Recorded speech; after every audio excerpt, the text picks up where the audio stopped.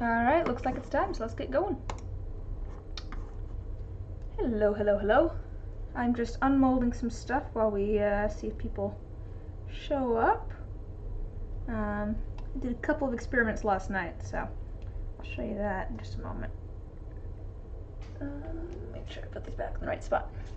So I got stuff in to do resin core dice earlier, and so I wanted to try it out, see how it went. Like, I did one, this has like a pastel pink and stuff too in there, but I was trying to do kind of like, you know, like those shakers that people make? I think I want to use a different, I think I want to use oil in it though if I'm going to do something like this, just because the things in here are a little big so and heavy, so they fall fairly quick. I was worried this was going to end up a little deformed. It might have a little bit, but I think I was worried that the sphere was a little bit big. I think it might be okay. It might have made a couple of the sides a little bit rounded, but I think I can sand it down because it's actually in the number that it deformed a little bit, so it should be, the face itself should be fine. But I ended up with some raised faces on this set too, so I don't know. We'll see. I think I put these in the pressure pot a little bit late, so it was very, very viscous when I put them in. So some of the lids just didn't end up sitting right, which is unfortunate. And not all of them in this set have the liquid core. The rest of them have the blue and the pink, and then I did the same sort of glitter that's in the liquid core there on one face. And then the D10s actually. The D10s are liquid core, the different kind. If I can, let me just shake this up a little bit. And they just have like glitter in them. Careful to focus. Has glitter in there. Let me see if I can get that glitter moving in here. There we go. See all that glitter in there. So I don't know. It was a good experiment at the very least. I think I can get that to work. I think that maybe I might need slightly, hello, good morning. I think I might need slightly smaller spheres to do the liquid core D20s though. The D12. Yeah, I wonder if it's because I put these in. Hello! Oh, I thought I heard my cat.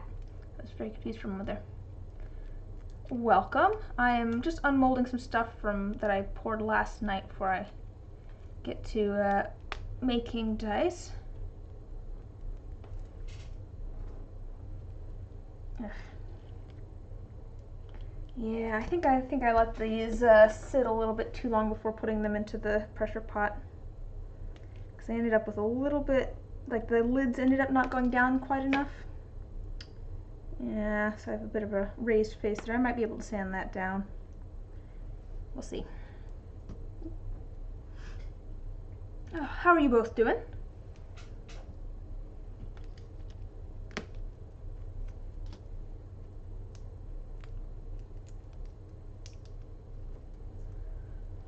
Oh, I made it a goal for myself. Oh, yeah, I don't know. I feel like this set turned out pretty. I'm not sure about some of the liquid core parts, because like I do like these. I like how these turned out. I like that mix of glitters. Tempted to play Among Us with your best friend, and it was an epic failure, so now you're just going to draw. I do kind of want to try playing Among Us, but that's fair. That's fair. Were you playing with a group of friends, or were you just like playing online with people that you didn't know? Because I feel like that could affect things too. There's D6.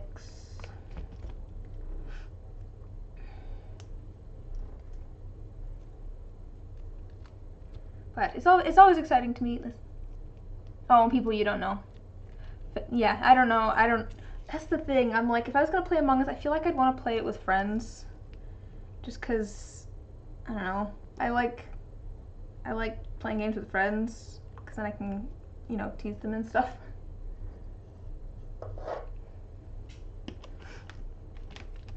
It always makes me happy though when people are working on their own art projects while hanging out on my stream as well though. There's a few people that not many people play anymore. Oh really? I thought it was still a fairly big thing. But I guess it makes sense that it's losing traction. It definitely had its big, like, everyone was into it for a little while there, and, you know, things change. Here's the other sets. I did 2 of these, and excellent. I think these are going to work out well. Hopefully, we'll see on the D6s. A while back, I made some terrarium dice, and so I made 2 more sets yesterday. I did a couple of like more complicated sets yesterday. Let's see if it'll.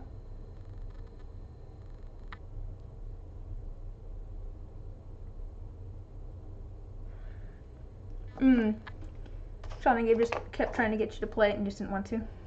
I don't mind hidden role games. Like I like hidden role games because I'm very good at lying. Sounds bad. Sounds so bad. But I mean, I don't know. It's one of those ones where they can be fun or they can be like stressful.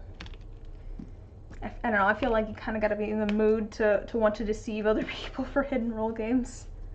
But at least for me. But I do enjoy hidden role games. I just don't play. I play more board games than I do like computer games.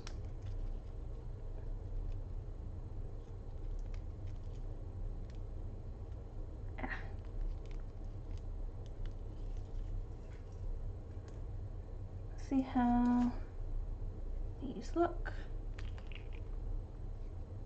Just didn't like it so much. No, that's fair. I feel like not everybody likes hidden role games, and that's perfectly valid. So, yeah, here's one of the D20s with some larger flowers in it. I think these will be nice. These ones take. I really like making these terrarium ones. Like they definitely take me a little bit longer because yeah, that makes sense to me, playing Mafia in person versus doing it online. I think part of it is, I would agree with that, and I think part of it is that a lot of the, like pretending that you're not the killer or whatever is kind of fun to do in person where you have body language and stuff. Oh, yes. I have seen, have I played that? I have seen that game. It's basically, it's like Mafia, but it's like with townspeople, and so there's a whole bunch of different, there's quite a few different roles. You don't have to play with all of them, and one person's a werewolf, which is kind of like the killer, and you have to try and figure out who it is. D20 up. I have 2 different ways that I have my molds. I have it with the large numbers on top and the large numbers on bottom, so I have to, every time I'm just like, which stack does this go in? Maybe I'll have to get that one when we can do board game nights again.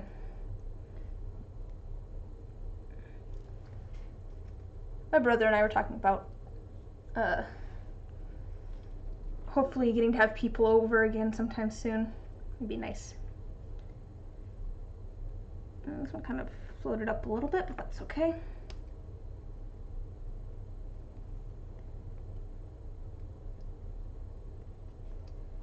I do, like I said, I like making these terrarium ones. Nah, we'll be able to get together at some point. I don't know when exactly, but might be a few more months, but D0, okay. Might be a couple more months. I figure we're gonna be kind of low on the list for vaccine and everything, just because we're young and spry, but it's slowly but surely happening. Like I think both my grandparents have gotten their vaccine, at least the first one in the series. There's 2, so I'm have my fingers crossed for getting to have people over again soon. So the D12, it's been floated up a little bit And this one too, which is unfortunate, but I think it's okay.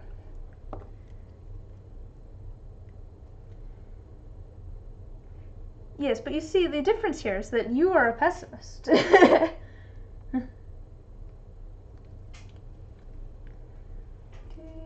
12.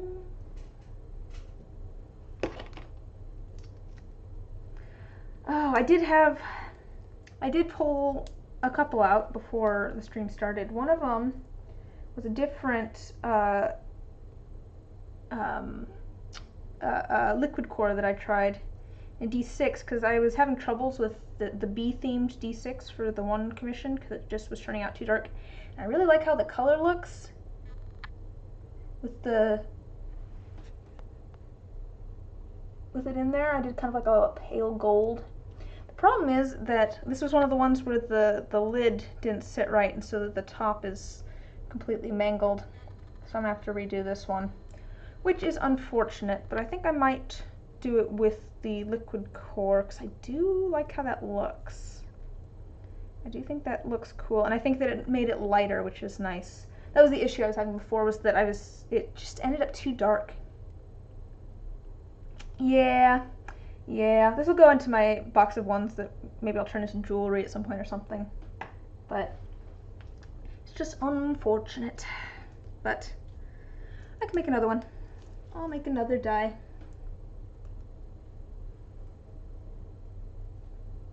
And that's the last one in that series that I need to do.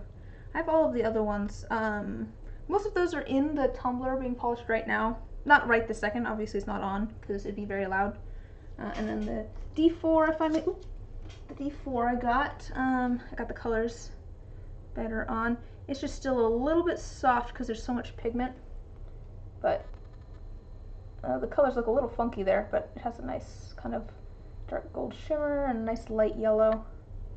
But like I said, it's a little soft because of how much pigment's in there, so I'm going to let that sit a little bit longer before I put it into the tumbler.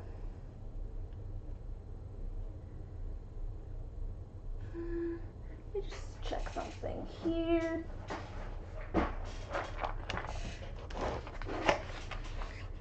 Because where was that other?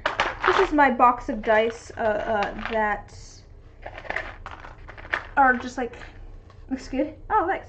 This is my box of ones that are just like spares, sort of. So these aren't finished. They're just like ones that maybe, you know, not all of the dice turned out, or I just had a little extra resin and I poured it in here.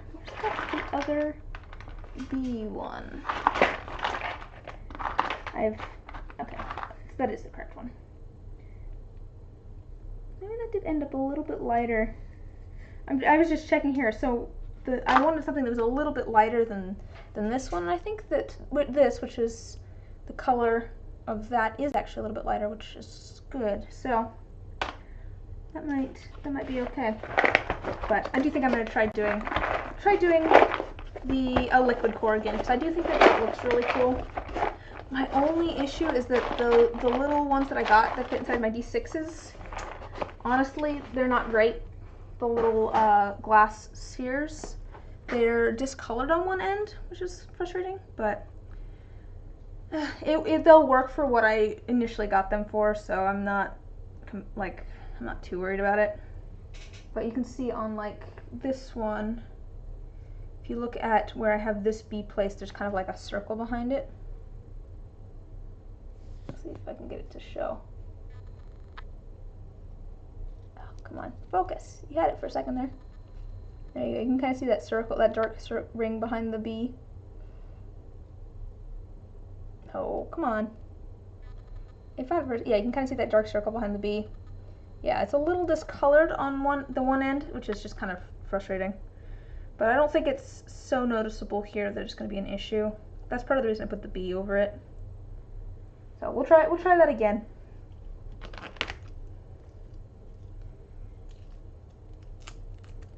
Oh, here, I could probably move this way a little bit so you guys can actually see me unmolding things. I have so much stuff on my screen this time around. It's just another spare. Had a little extra resin, so I made some D4s. Well, here, I'll tell you what we're going to be working on today while I unmold these. I have a couple of commissions to work on today, and then I got these little bat glitters, and I want to do something with them. And I'm kind of thinking of like maybe some like pastel dice with little bats in them. I feel like that might be kind of cute. But I'm open to other like color suggestions if anybody has them. But I'm thinking some like kind of pastel guff dice. I think that would be cute.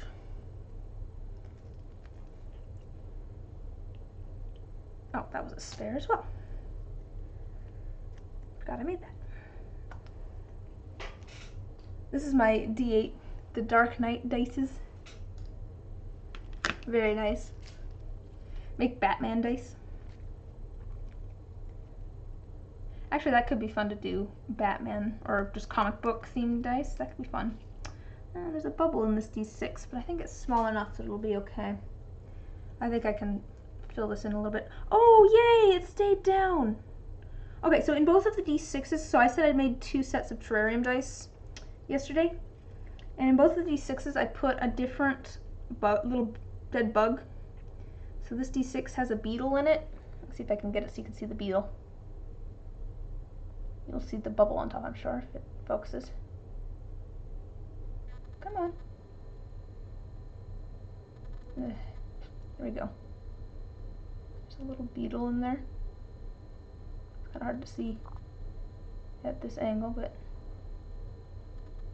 that black thing there is a little beetle. And when I was pouring them, they were floating so much, both of them. I kept pressing them down. That was part of the reason that I waited so long to put these into the pressure pot, is because I kept pushing those down. But D6 up. Oh, here's the other D6. Looks like the bug may have floated in this one. We'll see. It's kind of hard to tell at the moment. Yeah, the bug kind of floated in this one. This one has a little, I hate this kind of bug. They're annoying, but this one has like a little earwig in it. Let's see if I can. So you can see the little earwig. I don't know if you can see that or not. My hand's kind of over my screen. But see it, yeah, see this one, it kind of floated, which is unfortunate. You see it there. But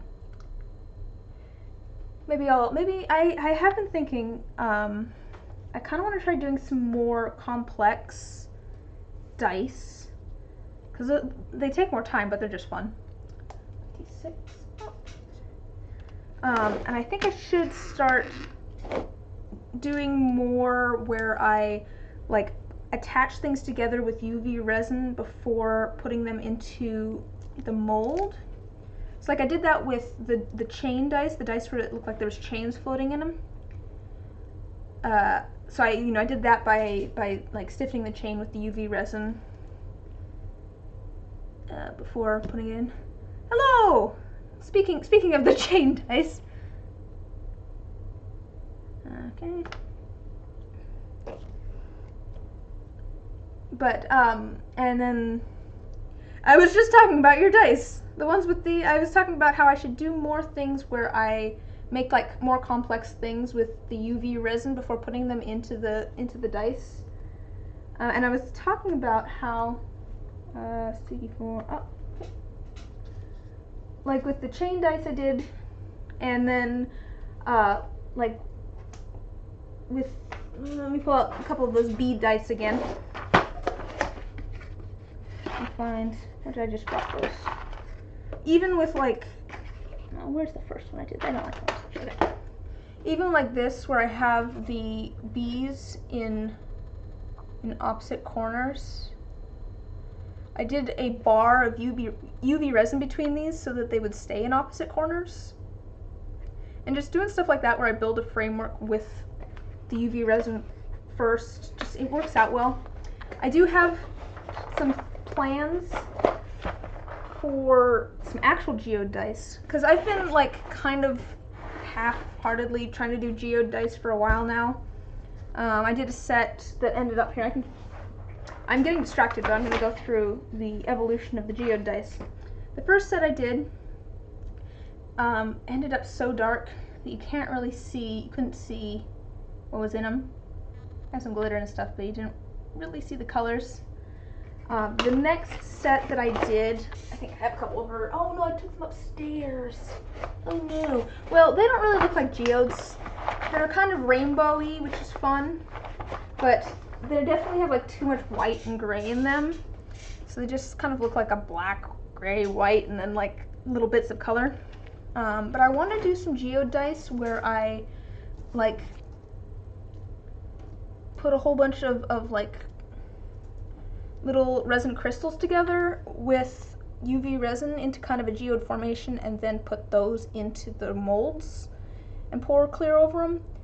It doesn't want to focus on these, all the little crystals, because I think that would work out better. But that's just, that definitely takes more time and energy. I need to probably make some more of these little crystals and stuff, but I don't know, I wanna make something unique, guys. I wanna make like unique dice. I feel like that's more fun. Those are the ones that I'm always proud of. There's the ones where it's just like someone else did not make this. And it would be, you know, I want to make things that are unique. Alright, let me finish unmolding these. I want to find my my particular style. Up. Oh, thank you, Bosun.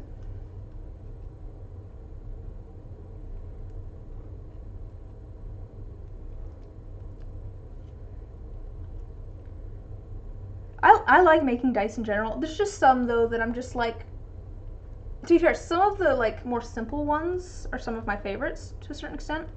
Like some of the ones where it's just like a color and like a glitter. It's just like, these are pretty. I like these. But I wanna make things that are like, I don't know. Do I have, I wanna like develop a style to a certain extent. Where it's just like, you know, I want to get to that point where people are just like, oh, I know where you got those dice because I recognize the style of them. But I do also love doing all sorts of different things, so, I mean, I don't know.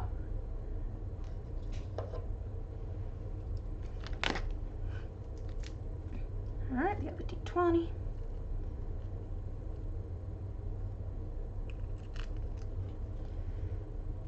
Oh, but what we're gonna be doing today?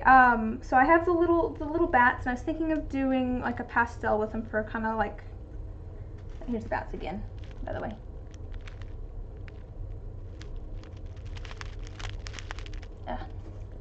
I need to put a background behind them. But I got little bat glitters, color shifting loose makeup powders for the dice. Ooh. That could be fun. Have you seen the multi-chrome that I got fairly recently? I have a couple of the failed ones in the box next to me that I can show. D20. So I have multiple boxes of different dice down here. Here's my failed dice. And I got these ones failed because the molds had an issue where they bubbled up. So, but you have these nice purple dice that as you angle goes orange. I don't know, things like this are just so much fun. I've only really used this pigment on Fate dice so far, so that's the, oops, oh no. Guys, I have so many resin scraps, I don't know what to do. On the pluses and minuses, because they'd be a little bit more difficult to use with the 7-piece sets. Just a second. Oh man, guys, there's so many resin scraps here. I really need to figure out something to do with all of these resin scraps.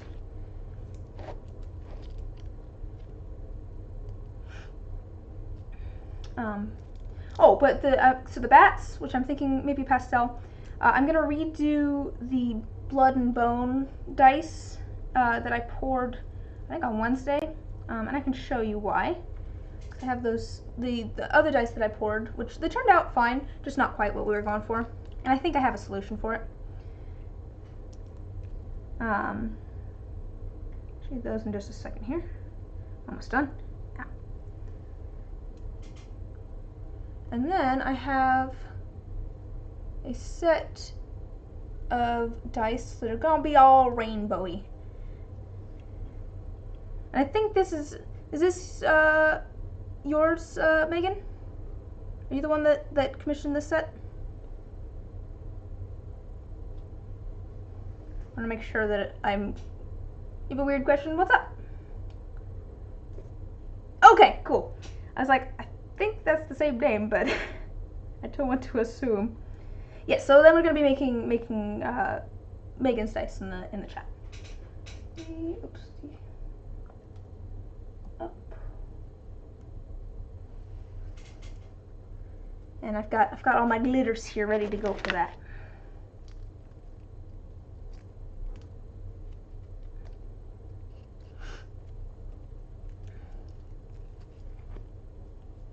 But I need my tray and my molds. Actually, I have enough molds at the moment, but I need my tray so that I can stack everything to go into the pressure pot. Yeah, I do that, sure.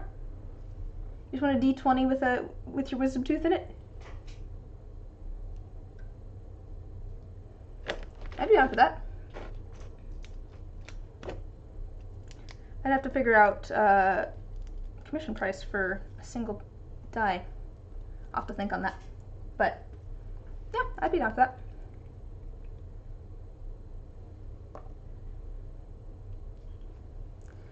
Would you want, well, here, I can discuss specifics with you later on Etsy, but you know, yeah, that'd be easy enough to do.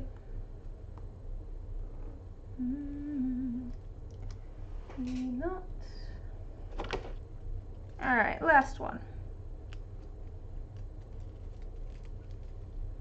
I'm slowly moving my dice sets over to the shape of D4, except for on commissions, since I haven't updated like my commission sheet. That still has the pointy D4s, but for all these ones where I'm just making it, these just seem to work so much better. All right.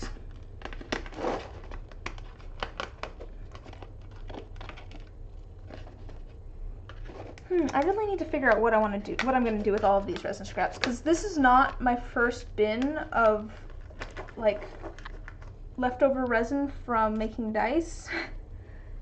I have another container that has some of it like sorted into different colors. I have so much resin scraps. I should do more dice where I cut it up into little pieces. But even then you end up with, you know, more scraps. It's just never ending. Maybe I could cut some of it up and put it into trays. That might work. Maybe I'll do that. I should make some more trays at some point. I have a, yeah. I don't usually do the trays on stream because the amount of resin it takes for a tray is about the same amount as it takes for 3 sets of dice. So, and my container, my mixing cups that I use, is about a full one of these mixing cups. And it's just easier to like only do 1 set of resin at a time. So I don't know, I feel like it'd be kind of boring if I was just doing 1 tray on stream as opposed to, it'd go pretty quick, I think. That would maybe better suit itself for like a YouTube video or, I don't know, TikTok or something. Instagram video, maybe. I'm thinking of doing YouTube videos, but I need to figure out the logistics of that.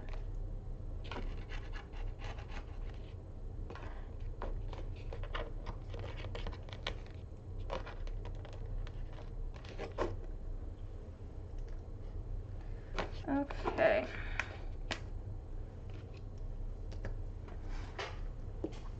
I think with this stuff out of the way, we can actually make some dice. Move these over out of the way. I'm just gonna let these sit for a little bit. I need to let these cure for another like 24 hours or so before I can start sanding them.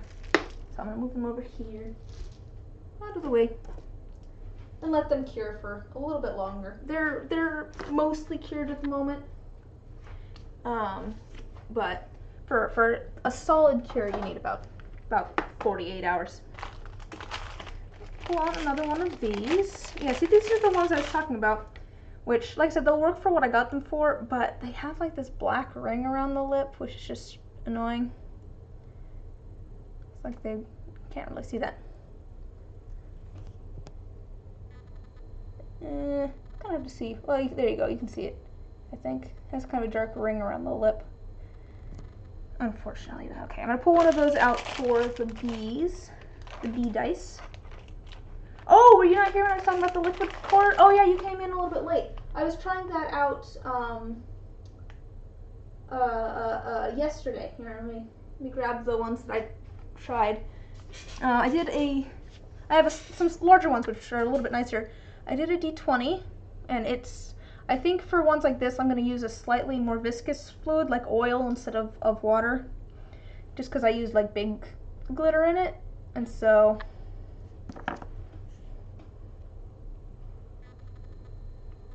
it all sinks to the bottom pretty quick.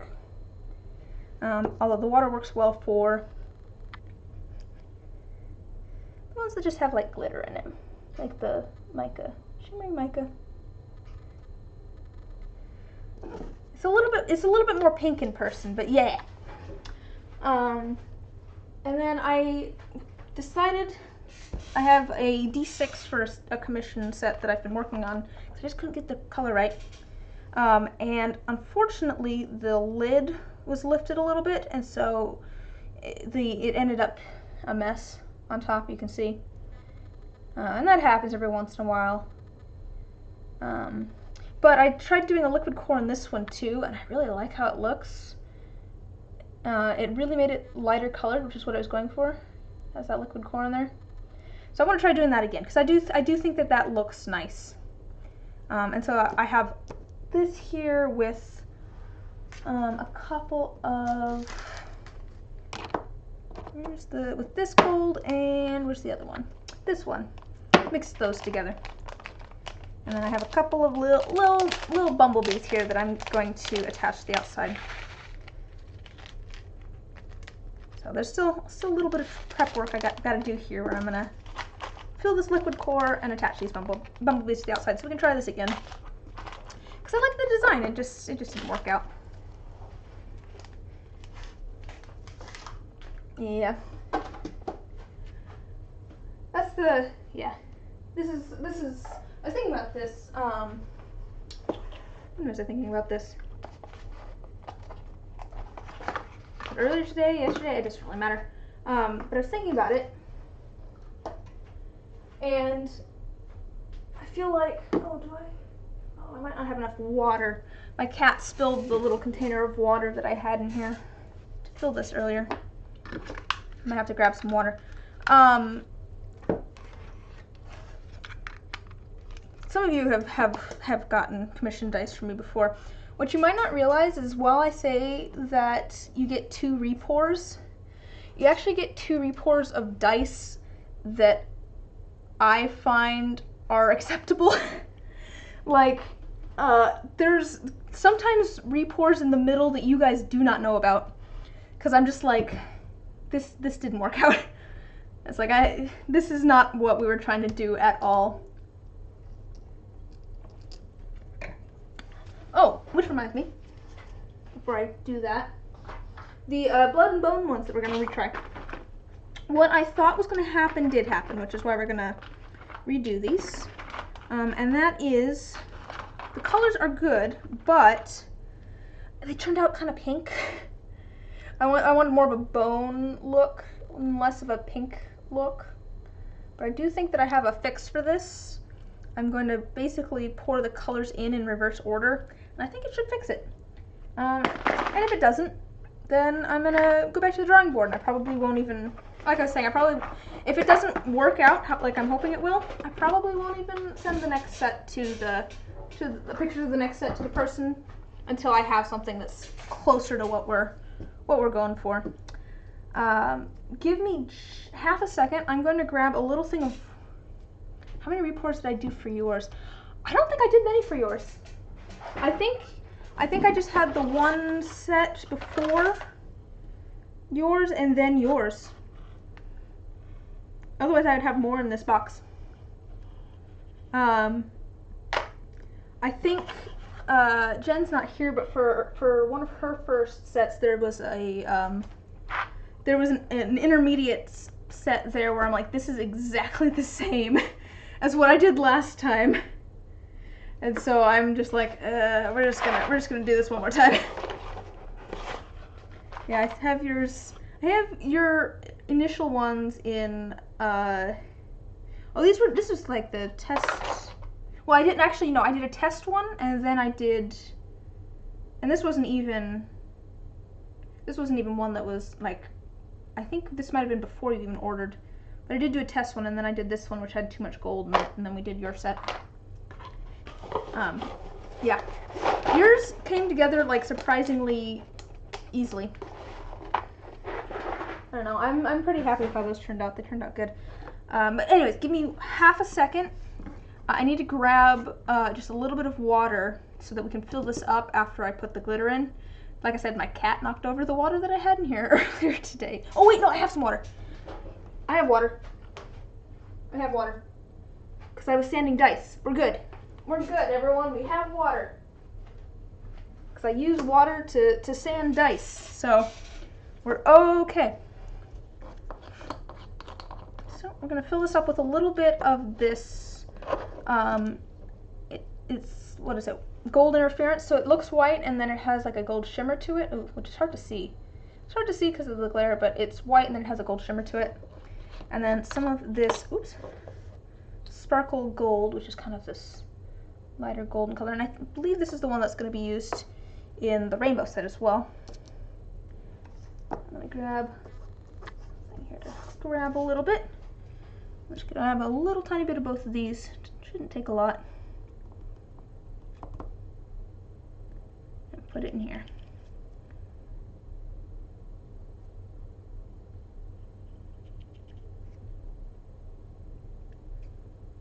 I got gold everywhere now. You can see, got a little bit of glitter in there. Not a ton, but hey! And then that should probably be plenty, I think. How fitting. Alright, and that one we're going to be using for the golden bone, and this one we're going to be using for the rainbow set. This one of gold glitter, I have messed up this container because I spilled resin into the container at one point. It was a mess, and luckily it worked out okay. Obviously I still have neon dirty pour Petri. Could be fun. That could be fun. You're still covered in glitter from yesterday, so it's appropriate. I'm pretty sure you're always covered in glitter, Scryer. That's just your MO at this point. So this is just plain old water. I definitely, you know, looked up how to do liquid core dice yesterday. One of the things oh gosh, this is hard to open with one hand. I should have done this earlier. I got it. I also got UV resin on my hand, which I don't want. Okay, so, and we're just going to use some UV resin, and the nice thing about this is that even if it has water next to it, it still cures. It's probably true. Yeah, glitter gets everywhere. I still love it though. If you like glittery dice, anybody is hanging out and watching, you should go check out new Scryer's. You should check out Scryer's stuff. She makes very glittery dice. It gets everywhere and never goes away. That's true. Like, you'll be fine. If you end up with glitter spilling somewhere, you will find it for months. It's just like so sticky, because they're such small particles. It just like sticks to you. You can't like wash it off or scrape. It's hard to scrape it off. Okay, I'm just curing this. I think I have a small piece on my thumb that is also curing. Wait, here I was gonna say we'll cure a little bit on my hand too. And then I'm going to take a little tiny bit.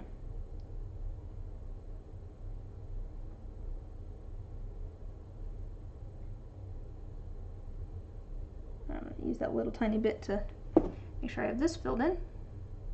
Also, I'm going to use that little tiny bit to attach one of these little gold bumblebees, and I'll show that to you closer in just a moment, but let me get it attached first. Before it falls off. And the resin here is a little bit messy, but that shouldn't really be an issue because it's going to be in other resin, so you know, hopefully won't be able to see the slight variation between the two kinds of resin.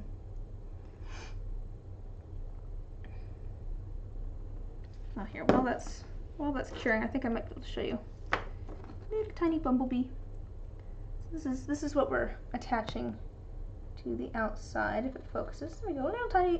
Little tiny metal bumblebees, and I'm only doing 2 because I'm putting them opposite from each other so that hopefully, why are my hands sticky? Hopefully, the die will still be weighted properly. Because if it's in both corners of the die, then all the faces should still have the same, like, equal weighting on them. That's my theory, anyways. I know math. Hypotenuse. But that's my plan, anyways, is to hopefully I'm gonna cure that side one more time. It usually takes about 2 nukes under this thing before it's fully cured. But I do try to make my dice as weighted as possible, like weighted well as possible. That's why the initial pour of like Bosun's dice that has metal chains in them, they're in my unusable dice box as opposed to my usable dice box because they look great. Maybe I'll pull them out and someone can buy them if they want.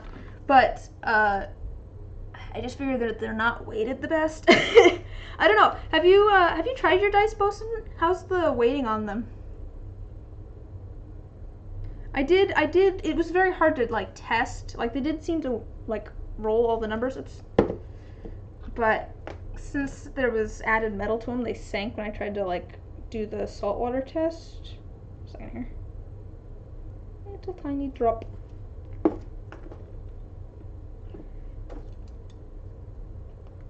And I want this to be facing the other direction. Is that opposite? Yeah, that seems about opposite. Oh, I don't usually test. I tested some with my old cheap Wish molds because they were not balanced at all. Maybe some of that was my sanding and stuff. And then I have tested some of my newer dice, and not all of them, but like when I was just kind of starting out with my new molds and stuff, I tested like 3 sets, I think, of different kinds, and they were all balanced. So from that point on, I'm like, I think I have this down enough that they're weighted. They're weighted just fine. Okay, I'm gonna nuke this one more time, because like I said, it usually takes a couple, and I want to make sure that that's attached well before I do anything. yeah, for the most part, it's like, yeah. They roll pretty random. You've never gotten the same number consecutively yet. It's a tricky set. I know, I'm like, oh, I feel like you got fairly. I did try to like spread out the chain so that it was kind of evenly around, but I did not expect that set to be perfectly balanced. And you knew that up front, so I didn't feel bad about it or anything.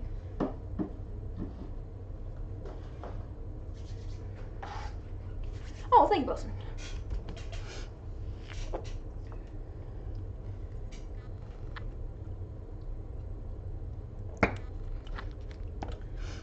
All right, so there's. It looks kind of pretty like that. It looks like a little like some sort of magic globe, and there it is with the two little bees on the ends. Let me shake this up, see how it looks. Your favorite set. Oh, I'm glad that you like them. I'm happy with how this turned out. And here they are. Here it is, all shimmering. See that shimmer in there? It's kind of like a really pale gold, which is the idea, because I want this D6 to be a little bit like paler. And I'm gonna try and, oops, there's a like runaway little piece of resin in there. I'm gonna try and get these bees into like the middle, not the middle, the corners as much as possible, so that hopefully they will sit there comfortably. There we go.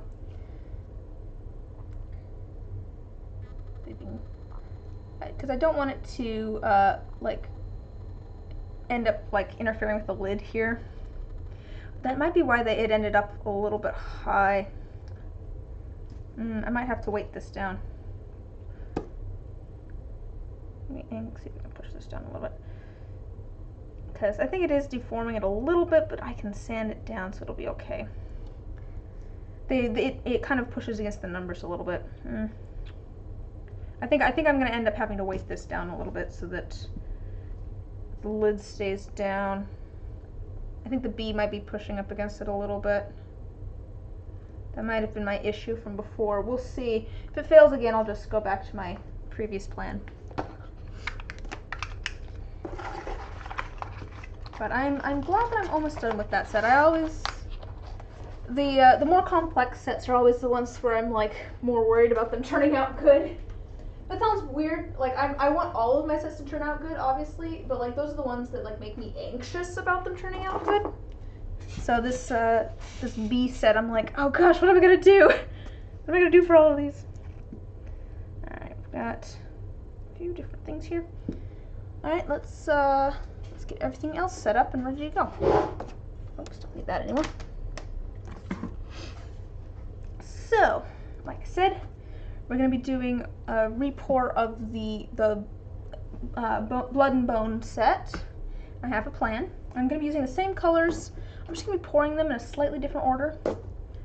And I think it will hopefully fix my problem. Because I think part of my problem was that I had the red going in first. And so then the white, as it went in, was going over the red and making it pink. So I think if I have a little bit of red on the very bottom of the cup, the white will go in first. And then the red might mix with the white a little bit, but I'm going to have so little red that I think it should end up.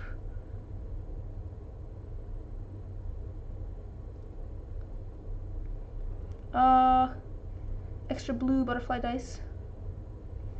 I do have those. Those are in my spares box. I was, oh, that's the wrong box. I have been figuring out, because I know you asked about raw dice, and I have been figuring out some sets there. Oops, let me not drop everything.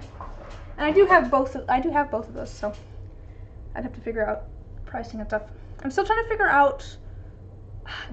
out prices for like raw sets and stuff, because I just don't know.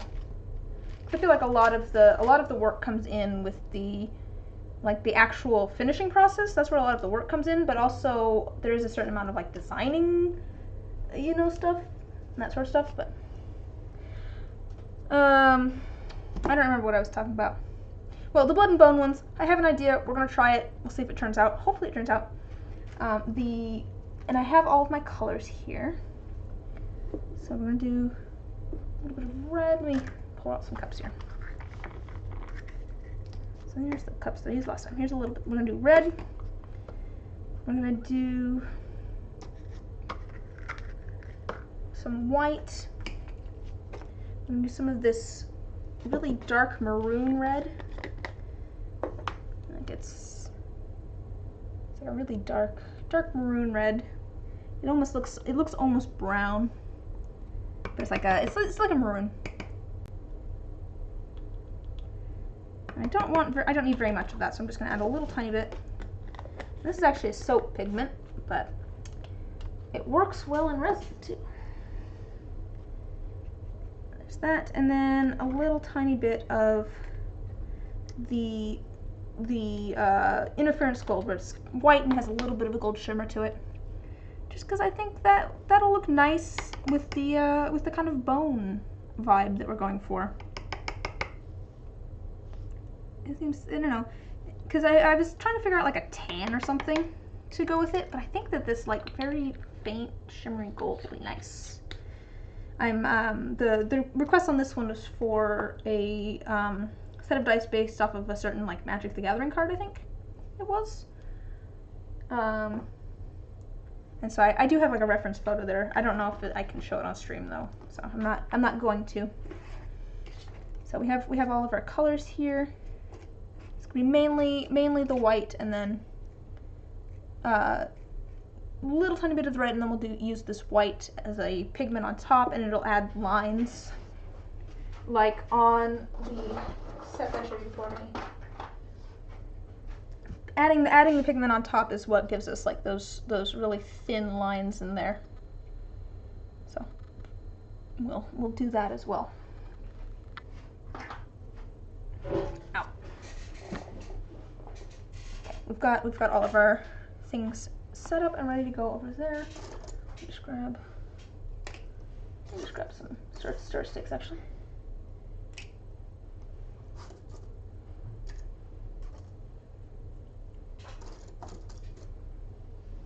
That works. All right.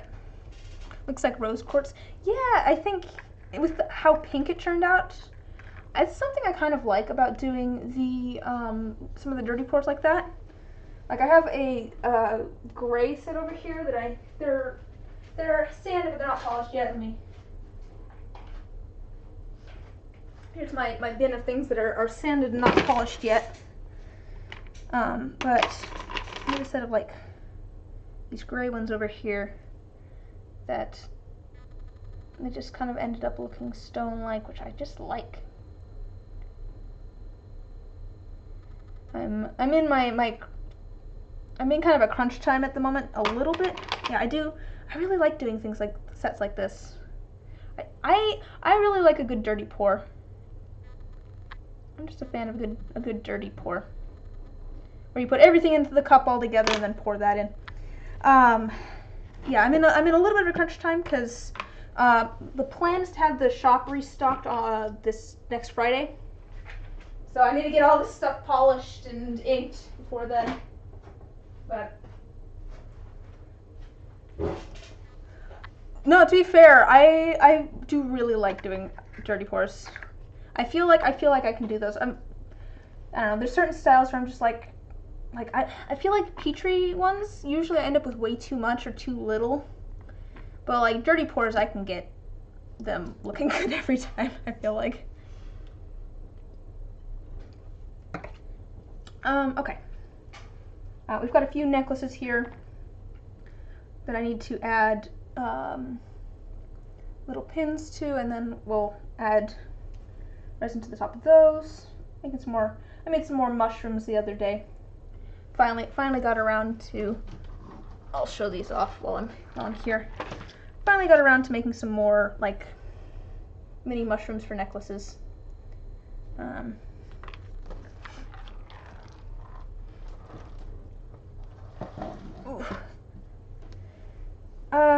Okay, let's see here. Black.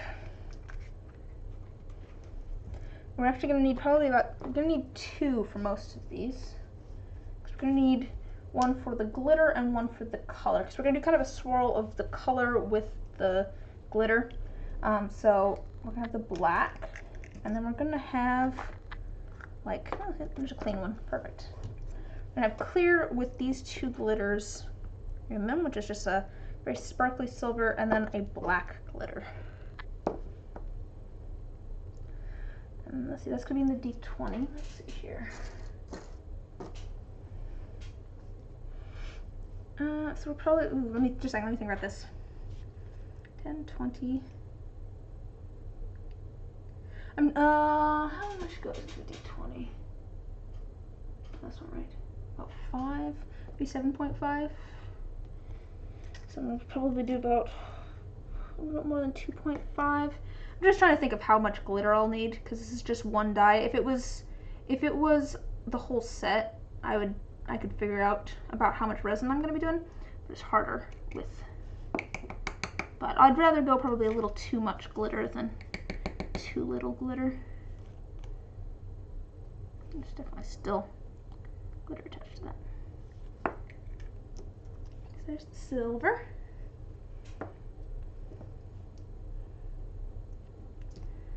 I might grab a different one for the black because I don't want. Hey Jen, how are you doing? That's with the black glitter. Before I do anything, I'm gonna kind of mix these up in here and kind of see. Yeah, I think I want more silver than black, so I feel like that's kind of a good combo right there with the amount of silver to black. Like it, because the black I feel like kind of shows up more than the silver. Oh, you just got off work, so you gotta go. Yeah, no worries. I'll be here for a while. Gosh, it's been almost an hour already. I've been rambling for so long. I might need a little bit more glitter than this. I'm gonna grab a little bit more glitter. I can already tell that we're gonna have glitter everywhere by the end of this because I already have sparkly fingers. I'm gonna look like Scryer at the end of this. That's how much glitter we're talking. I don't know if she's still here listening to me talk about her. And a little bit more black glitter because I feel like 2 parts silver, 1 part black looks nice because the black's just so dark, and we're gonna have a lot of black in there anyways. That I think having a slightly more silver glitter would be nice. Yeah, I think that'll be good. Multitasking, but yes. I know. I figured you were probably lurking. I did actually set up a lurk command finally. See, the black shows up.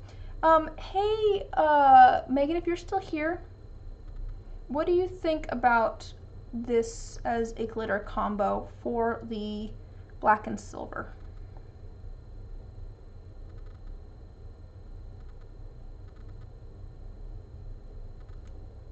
We'll see if they're still here. But looks great. All right, awesome. There's that, and I have my container for the black pigment. For the D12, we're going to, where did I set my things? Here they are. Again, we're going to have 2 separate containers. So the first one is going to have, it's actually duo pink blue. It's pink, and then if it has a black background, it looks blue. So there's a little bit of a blue shimmer to it, but it is pink. Obviously you think it's a great idea. So we have that in one for kind of an opaque-ish pink, and then the other one's going to be clear with a couple of different pink glitters. We're going to do some pink glitter like the silver, and then we're going to do some pink iridescent flakes. So let's do those. This is going in the D12. Where is it? There they are.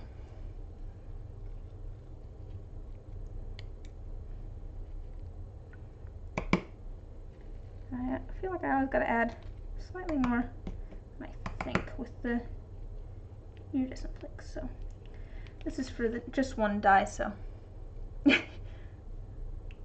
I am hoping these turn out well. I think they will, but I'm glad you're excited. That should be plenty of foil there. That's probably way too many of these, but that's okay. Better too many than too few. Let's find let's grab some glitter.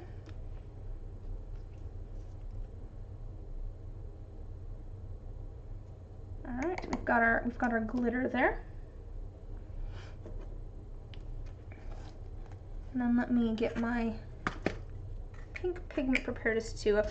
It's just easier to prepare the dry pigments before pouring the resin and add the wet pigments after. You ate Japanese food for hot minutes. You're sort of here.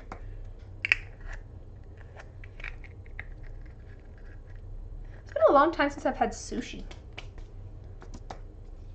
Yeah. And sorry, it just made me think of that. It's been a long while.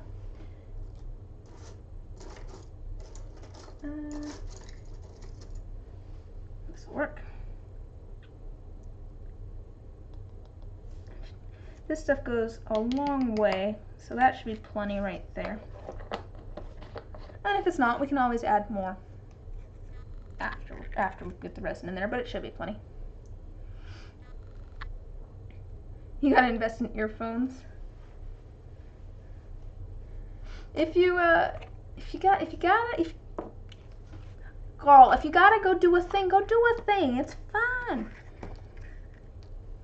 All right, and then the blue's actually going to be a mix of this white and this blue, because it's going to be kind of a sky blue color. And then there's going to be this. It's a little bit like of a more greenish blue. I gotta support you. I know that you are here in spirit, Jen. You are always here in spirit. Got that, and then I have this glitter, which actually has a little bit of a rainbow.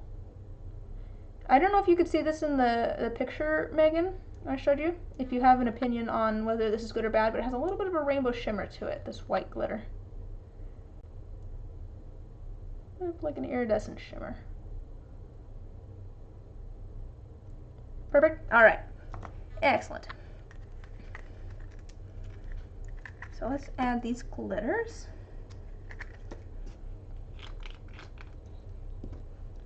Let me find. This will work.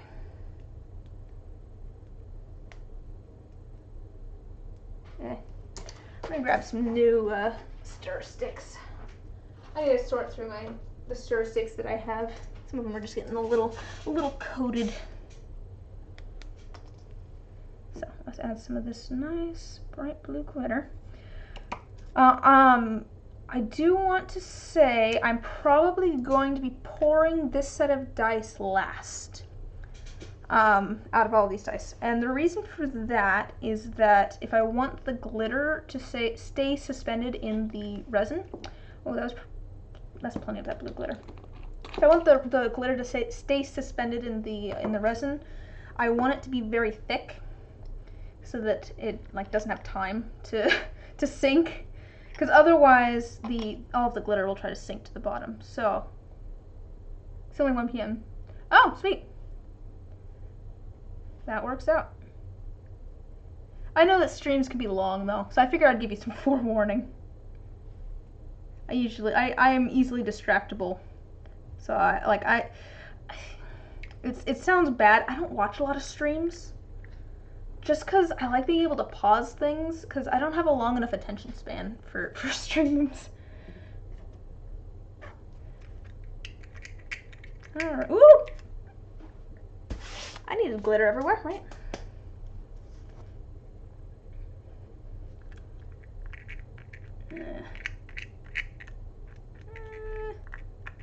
Maybe I might add a little bit more of the white. It's getting overpowered by the blue a bit. Add a little bit more of the white. But I am glad that you could come and hang out. That is exciting. It's always it's fun when the person who's getting the dice can come hang out on stream and give in real time feedback. Be like, hey, does this look good? Is this what we want to do? Makes it nice and easy for me. And I feel like I always like knowing how things are made. So like, I don't know, it's just kind of, I feel like it's probably fun to get to see things in process to a certain extent. Alright, that seems like a better mix. I've got that little bit of rainbow and the blue. It looks kind of frosty. Let's see if it'll. No, well, you can see the shimmer there. That's the important part, I guess. There we go. Alright. Now for the red. I'm gonna be using. I need to grab some clean like these two. There we go. We're gonna be doing a different red. This is kind of a brighter red than the red that we're gonna be using for the like bone and blood dice. This one's kind of a brighter red. And then we're gonna be doing some iridescent flakes and some like chunky red glitter. That's the plan. You just dump a bunch in while mixing. Well, part of it is just because I don't want to get all of my containers sticky, because I just end up covered in resin, and so I don't want to like cover all of my glitter containers in resin. So I try to add them all, because I'm just gonna make a mess. If it fully comes down to me trying to not get resin on everything. I do that, like I said, I do all of my like dry pigments and stuff first before I pour. Well, that's the other thing. I have so many different glitters that I'm doing this time. If I didn't like set them out beforehand, I would get lost, and I gotta work time. I've got a set amount of time to do these things. But no, I usually do, like I said, my dry pigments. Why am I adding so much of that? I do not need that much at all. This is for D10. That should be plenty. No, I do my like dry pigments first, and then I do my wet pigments once the resin is in. Which it might be easier to add the dry pigments after the resin's in, so it doesn't all clump at the bottom, but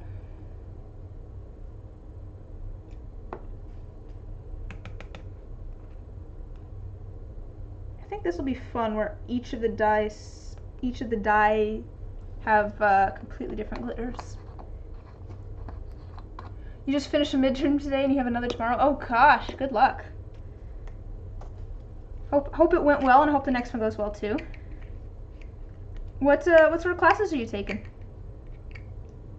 I'm so happy to be done with my degree, I must say.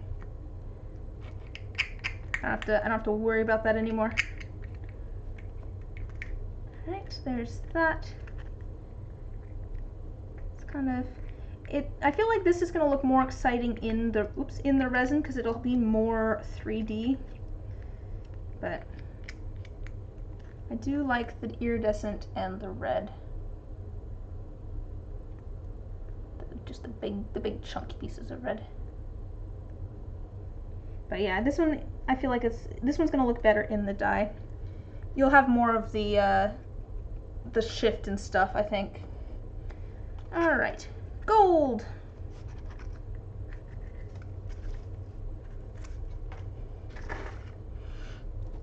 So we're going to do some of this sparkle gold as the, I'll show you. Is that this one?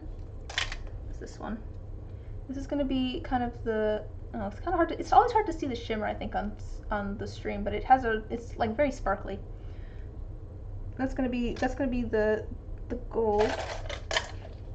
To be fair, actually, there's some options here. I have quite a few different golds. Before we do that, oops, there's a red glitter on my finger.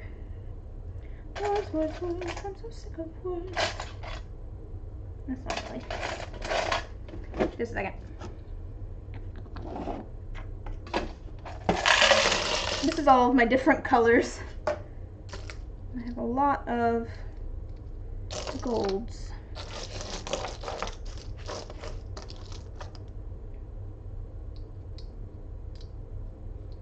This one has some orange on the back, which is unfortunate, but it's not part of the gold. I think that's all of my golds.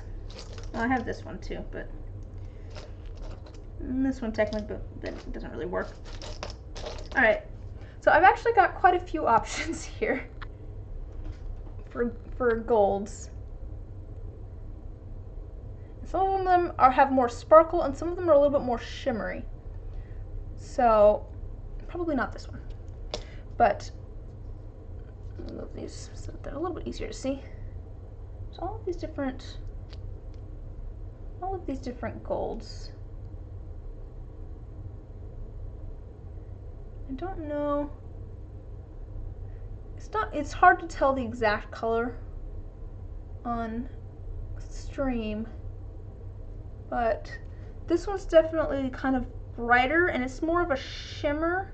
This one's the least glittery out of them. This one's the most shimmery and like the least glittery. Let's see, pointer. Wait, which one? This one and then this one? Sorry, I've moved things around now so I don't. This one? This one. Oh, no, not that one. Wait. Let me set these up. I'm gonna see if, here. I'm gonna put these in order.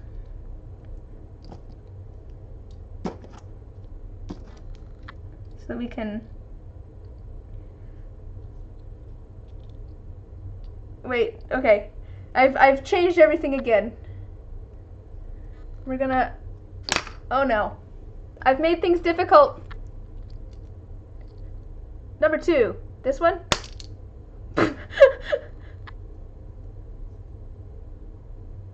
I'll wait this time.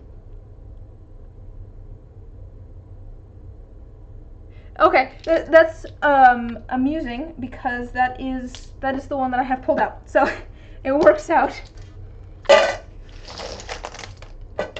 Sorry, I'm gonna make some noise while I drop all of these back in.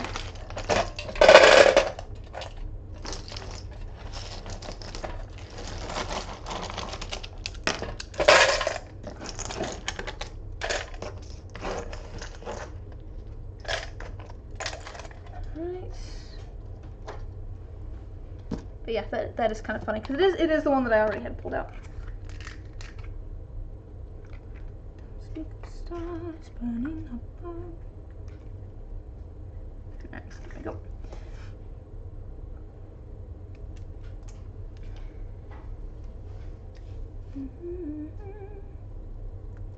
Alright, this is for the D8. That should be plenty.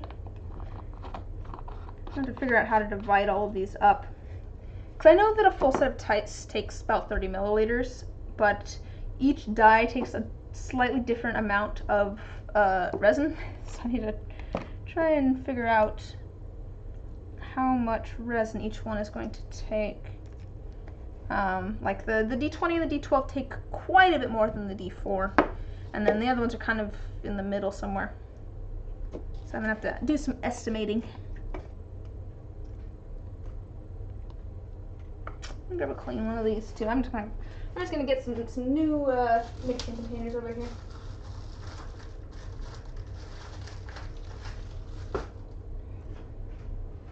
Grab some new mixing containers. And I have. It's fun because we're going different with each one. This one's gonna have a little bit of gold foil in it. And it shouldn't take a lot, just a little bit here. If it'll get off of my, there we go. And that'll get broken up into smaller pieces as I stir. Ooh. I have everything so tightly packed here. I'm knocking things over. And a little bit of this gold glitter. And they don't match exactly, but I feel like we're gonna have enough different golds in here that it'll work out. And we can always re-pour things if we need to. I think between the gold foil and the gold glitter, that'll be good. We can always add more if we need to, as we go. I have so much stuff in my workspace. Just a moment here.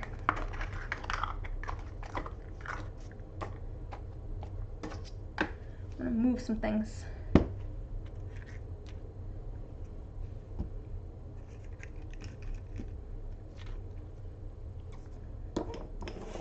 Move all of my glitters over so they are out of my way. forgot to grab the second container for the blue.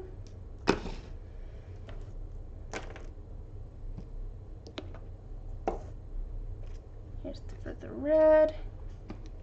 Oh, I was wondering if I thought they were K-pop themed. I didn't know which band. Because I noticed on one of the images that you sent me, it said something about like music or band or something like that, and I'm like, I bet this is K-pop.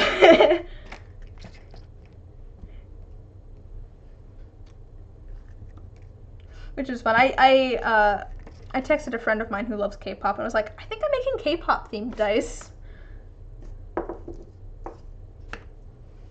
Set those over there. So that's fun.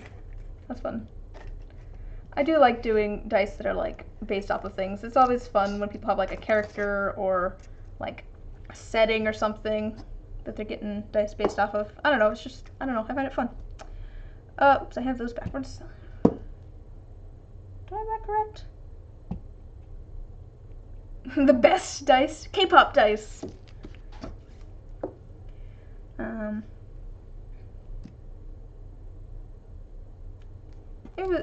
It was a red D10, correct? Where did I put my...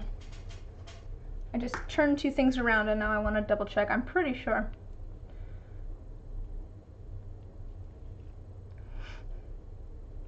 Welcome, Hamabi, by the way.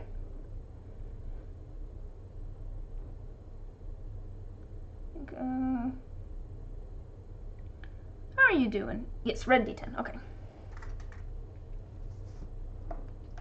And we switched around the D6 and the D4, which I think will work out better.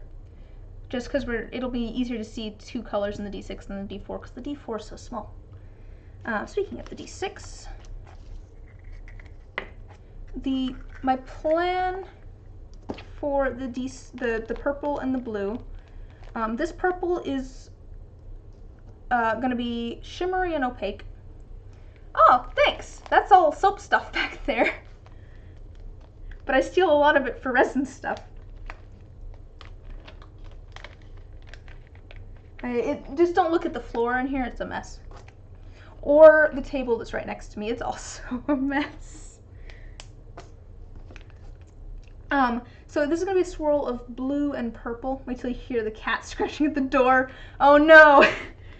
Don't throw me under the bus like this. Yeah, I have 4 cats and they like to come be mad at me that they're not allowed in the room with me while I'm working with chemicals. Oh, but yes, the D6 is going to be this shimmery, opaque purple. And then we want purple and blue, and then we want purple and blue glitter. And then I'm going to have this, like, kind of dark. It's not going to be this dark. And then, but translucent blue with this glitter mix that I got that has all sorts of different shapes of glitter and colors. I think that's going to be nice. Ah, Bosun Redeemed Stretch, which is good because I probably should. Miss having cats. Yeah, I don't know. Cats are so nice. I feel like people who haven't had cats, it's really kind of funny. Yeah, with the glitter, it really is perfect for this. It matches, I think, one of the glitters that you sent me as like an example too. I'm like, I think I have something like that. But no, I really like having cats. They're all sweethearts too. Because the reason that they come and they scratch at the door while I'm in here is because they want to come hang out. Like, they're so social, they want to be in whatever room I'm in. And they just want to, like, a couple of them just want to come sit on my lap all the time. But most of the time they just want to be in the same room that I'm in and, like, take a nap while I'm working on things. But they cause so much trouble in here. Even when I'm not working with, like, lye while I make soap or, you know, resin which has fumes. And they knock things off of tables and whatever. As soon as you're in the same room as a cat, you get hives. Oh, that's no fun. I am, I think, mildly allergic to cats. I've had that reaction too, but it's only ever been in houses where they had both cats and birds. So maybe I'm allergic to birds? I don't know. I don't see a lot of birds by themselves, I guess. But, like, there's been, like, 2 instances where someone has owned both a cat and a bird, and as soon as I walk into their house, like my eyes get puffy and I just can't breathe. So I don't know.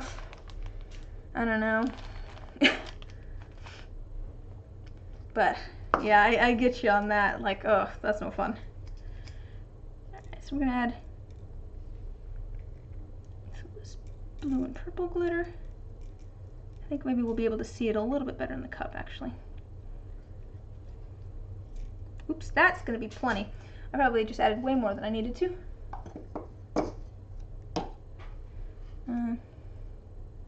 I think we'll be able to see that a little bit easier in the cup,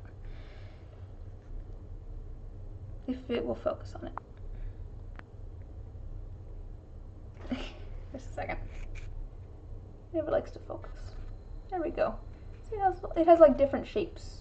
It has some really fine kind of purple glitter in there, and then some kind of circular ones, and then some like strings of blue. So that'll be a nice mix, and that's going to be with the blue pigment. You want your whole life to be covered in that glitter. I mean, it might get a little itchy, but you know, follow your dreams, follow your dreams. Alright, and then for the D4, it's going to be one color, and it's going to be a shimmery green. But for this one, I'm going to do this shimmery green, but I want something that's just a little bit more blue than this.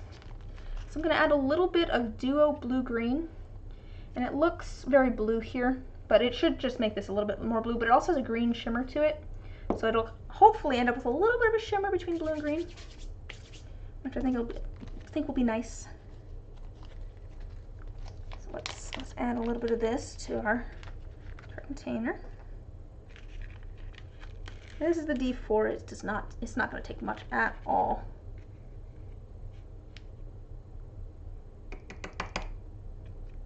I'll do a little bit more than that, but when in doubt, add more glitter. That does seem to be like the resin motto. Everyone I know who works with resin is just like, could use more glitter.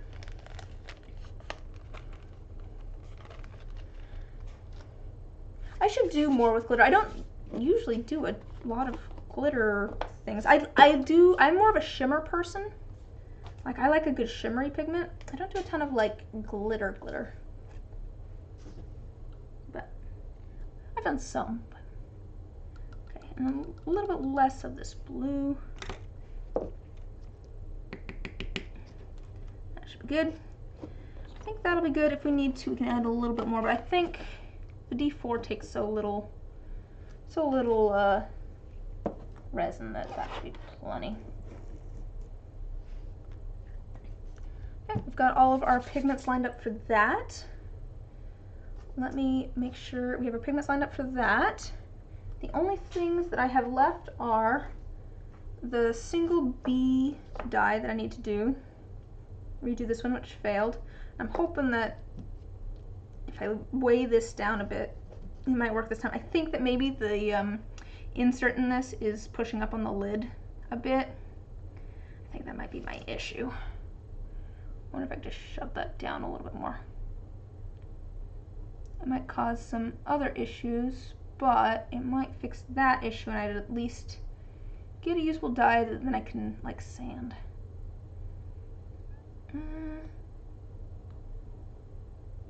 Yep.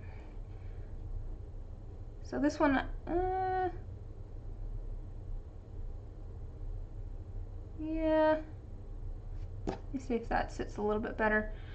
This one is, I'm doing attempting a liquid core, and then it has a couple of little metal bees. I don't know that helped. I'm gonna just try reseating this. For anyone that's just logged on, oh my gosh, guys, I am covered in so much glitter. I'm doing a little liquid core with a very pale gold, and then a couple of bees on it. Can't really focus, but there we go. A couple of bees on it, just on opposite sides.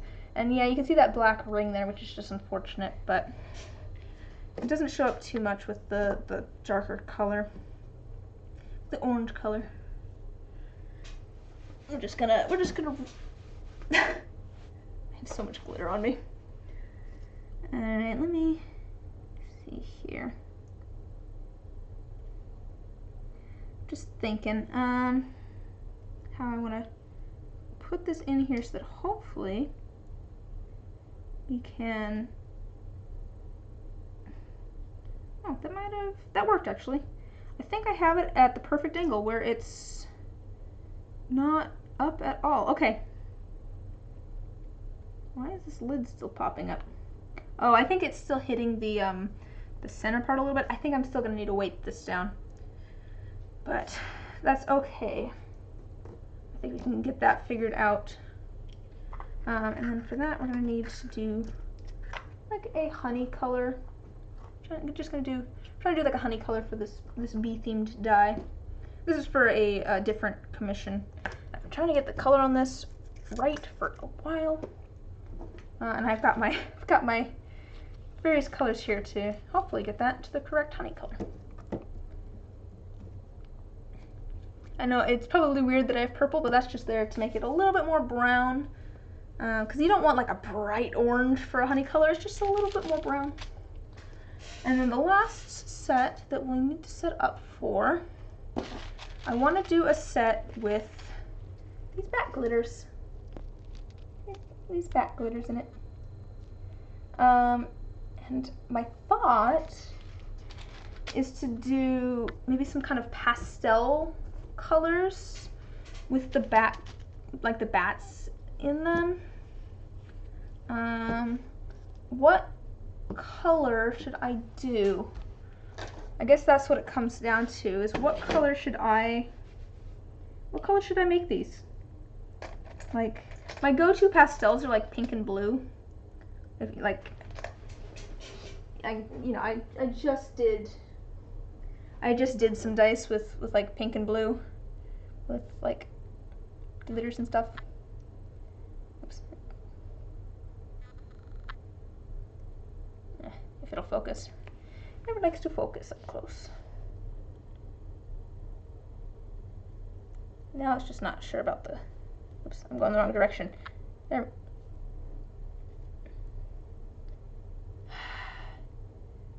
Never likes to find, come on, you can do it. Find it. Find it. Find it. Well, one way or another, I do a lot of like blues, pinks and blues for pastel things, for kind of like cutesy things. So maybe I should do like, I don't know, maybe I'll do multiple colors, and then each die will have like a combination of the colors, so I could do like pink and blue and purple and green. I could just do, why don't I do all of the colors pastel? I could do each die a different color. Why don't I do a rainbow set? I'm gonna do a rainbow set. So we're gonna go like red, orange, which one's which? Yellow, green, wait, green, blue, purple, what color do I want to do this one then? I was gonna say pink, but a pastel red is pink. One way or another, I might place these in beforehand on the outside of the die. So I'm just gonna kind of stick these to the sides of the mold. I guess the real question is, are these black all the way through? Yes, it looks like it. So if I end up sanding them, it'll be okay. And I don't want too many of these in each one. Just a few, just a couple. Let's see if I can show you what I just did. I just kind of stuck that. It's gonna be hard to see in there. You can kind of see it there. I just stuck a bat to the inside of the mold. It's kind of hard to see. It's so dark. And I'm going to do that to all of these and just add a couple of bats. Just a couple, like over near the highest face, I think. I don't think I need them all over the die. Just a few next to like the high numbers. Just I gotta stick into my I'll alternatively, I could just put these in and they'll sink to the bottom. I'm just worried that they won't show up well.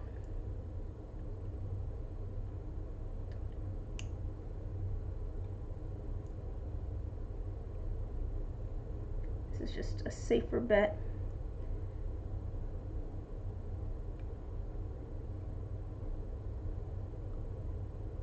Come on, stick.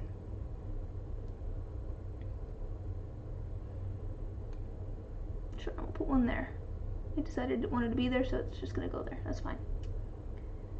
I think three is enough. Have you ever painted a thin coat of clear resin in the molds to give a sanding buffer? To do that, usually I just coat whatever I'm putting in. Like these, I'll just put a drop of like UV resin on it first and then stick that to the inside. That's what I ended up doing with Teacup Betas dice with the butterflies. Because the original time that I tried it with the butterflies, I went to sand them and the like the outside holographic layer and the color came off because they were just silver on the inside. I think I'm just going to sprinkle these in. I'm going to try sprinkling them in instead. We'll see how it goes. So I ended up doing that. Here, I can show you. I have one of those right here. Let's see. Do I have one that I'm pretty sure I have one that I started sanding in here. Yeah, here we go. Here's an example. So originally they were you see a dark blue holographic right there. And then once I started sanding, they're just silver on the inside. So I ended up having to do kind of a clear buffer for that.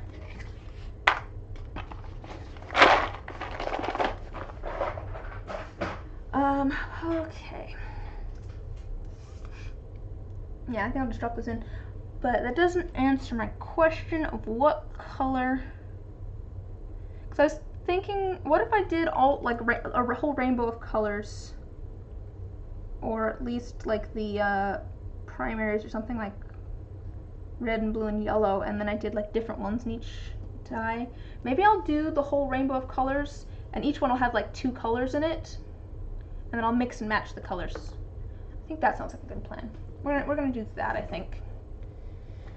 So, red, orange, yellow, green, blue, violet. Where did I set? Oh, there they are. Although it does beg the question, which colors do I want to use? I think we're gonna go like a pink. Oh, actually, I think that might be nice. Let me grab my colors. So we'll do that, and we'll do like this, and that, and I guess we'll do this one. Oh. This one.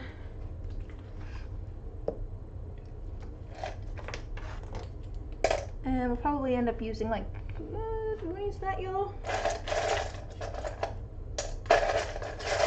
Maybe that yellow. That yellow is actually pretty strong. That yellow's pretty strong is my only concern, but I think we can get a pastel. It'll be fine. Yeah, I think that's this one. Yeah, we can use that one. We'll use this one. Oops, I've gone too far. Now I just need an orange. Let me grab my orange. Oh, my orange is here as well. So we'll end up using quite a few of the colors that we're going to use for the honey as well. And then I'll end up probably using this white as well. So we're going to do pastels for all of these, and then we'll end up doing like 2 colors in each one, but different 2 colors. That seems like a plan. Let me set these off to the side. Okay, we're going to do, like I said, these last. So let me get those out of my way. Gosh, I have so much glitter. Everything over here. So let me just gonna move these up out of the way a little bit.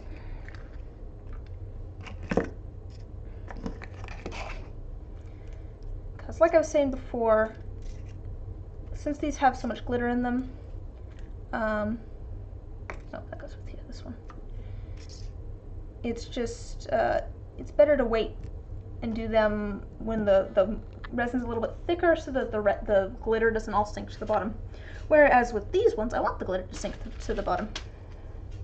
So I think we'll do this set and then we'll do this set, because I feel like this works well when it's a little bit thicker too, so that the colors don't mix too much. And then we will do this set. Before we do that though, I have these necklaces. We'll do that one first maybe. I have those necklaces that I need to add little like posts to, so that I can.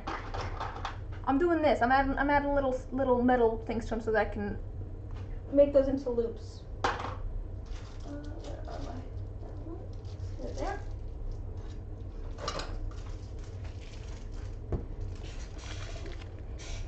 It's very high tech how I do this.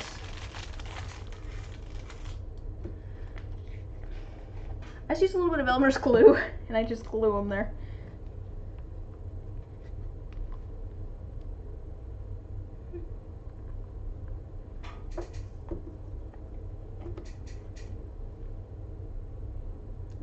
I'm gonna do a little tiny dot of glue. Glue that in place. Do that for all these. These are more of the little mushroom terrarium necklaces that I made. And then this is going to be a keychain. Oh, that one actually I want silver. Or a different color. Yeah, it's going to be that color. Because usually when people order dice, oh, that reminds me, I do need to grab one more thing. Actually, two more things for that. I need to grab a crystal D4 mold, and I'm going to grab probably a crystal. I guess I could ask, hey Megan, with your set of dice, I usually, if I have like leftover resin, I'll make a little keychain to go with it. Do you have a shape that you would prefer for that? Usually I do like a little crystal shape or a little like bottle shape, but I do have other shapes as well. Do you have a preference?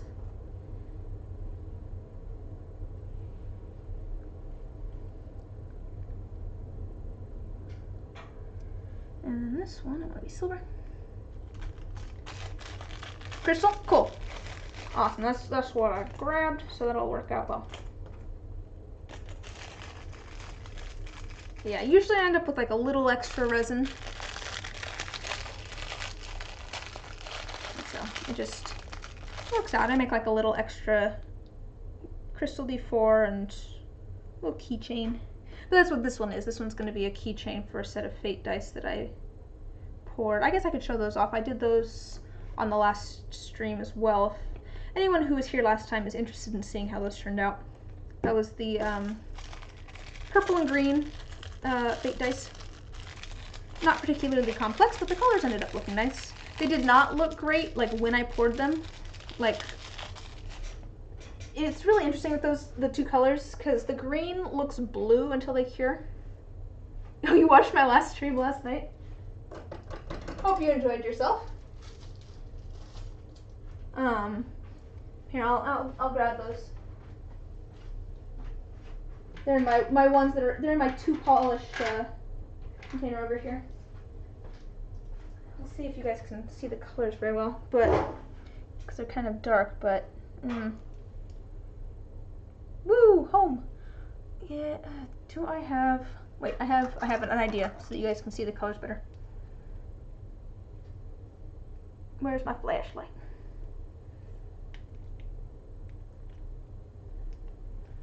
See if I can get that. Might be a little bit bright even, but it's kind of hard to see. But they ended up very, very. There we go. That's a kind of good angle. It looks more blue on this screen, but they're very much green and purple. Yeah, my camera tends to turn things rather blue, but they ended up all swirly and green and purpley. But the purple, when I poured it, looked almost brownish, and like the green looked blue. Neither of those colors like show up correctly until they've cured. And every time I'm just like, I know that this is how it works, but they just don't look right, and then they end up looking just fine. Hello again, Jen. I don't know if I said that already or not. I thought it one way or another. So we've got those glued. These really should dry, but that's okay. Made those a couple of those a little bit short. That's fine. So like I said, we're gonna do this set and then this set. Actually, we're probably gonna do this one, and then this set, and then that set, and then this set where we have all of the glitter so that it doesn't sink. But I do think we are, oh, well, one thing before we go. I need a mixing cup. Let me clean out one of these mixing cups. There's also there's a whole bunch of like resin that ends up in these. Ah, it is our hourly reminder to stretch from Bosun.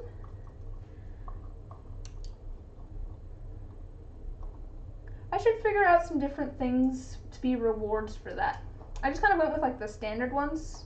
If I'm upstairs in my office, I'll add like cat cam, because usually there's a cat in there that I can show off every once in a while. But I should figure out some different things. Maybe I'll figure out like if you get to like a ridiculous number of points or something, you get like a D20 or something. I don't know. I'll have to figure that out. That might not be a bad idea, actually. But is there anything that you guys would be interested in seeing in those channel points? Because I don't know. I need to actually sit down and come up with some ideas for that. And this is just packing tape. Hydrate reminder. That is a standard one as well. To be fair, part of the reason that I don't have those is because with resin, I'm wearing a mask when I'm pouring resin. So it's kind of the same reason that I don't have the cat cam button when I'm down here. Because when I actually get to like the resin part, I have a respirator on. Makes it a little bit hard to pour the water through the filters. I'll just like pour it on myself. We're gonna have a wet t-shirt contest on my Twitch channel, right? Alright. That's the majority of that out of there. There's still a little bit.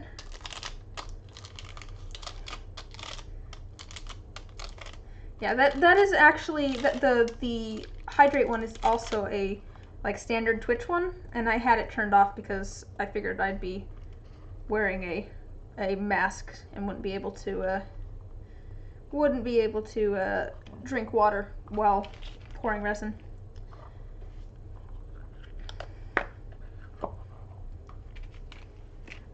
Alright, move that away. Got a container. Alright, just make sure that I've been very lazy. So Jen was very nice and got me a pack of mixing cups a while back, and I have more over there that I haven't used. But like, I've been very lazy and I've just been grabbing a new one instead of like cleaning these out. So I have a stack of ones that I've used that are over here. I really should clean all of these out. My leaning tower of resin cups. Okay. I wanted to grab some stir sticks from over here for these. Yeah. No, I figure you guys wouldn't, but I figure it's just like, what's the point of having it if I'm gonna be like wearing a mask anyways? I mean, I guess to be fair, I spent quite a bit of the stream not with the mask on, but so I guess it could make sense to have it since obviously I have waffled on for almost 2 hours without a mask on now, but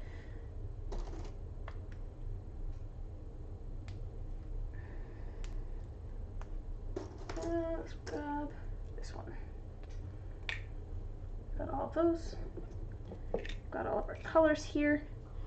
I have everything.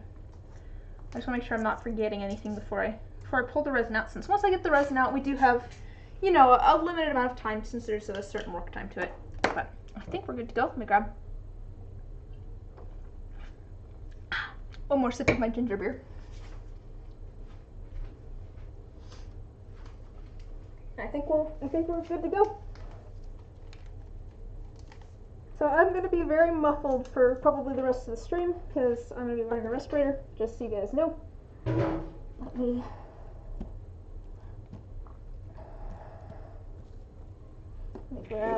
me grab my resin though.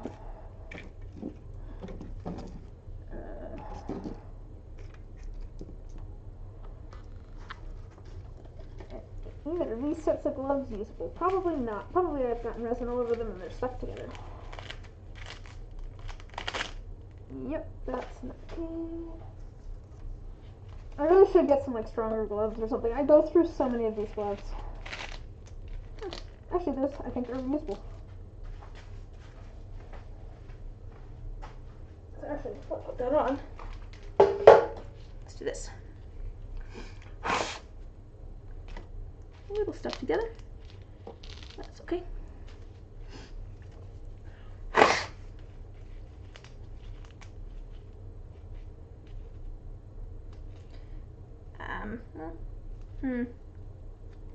Okay, we're good.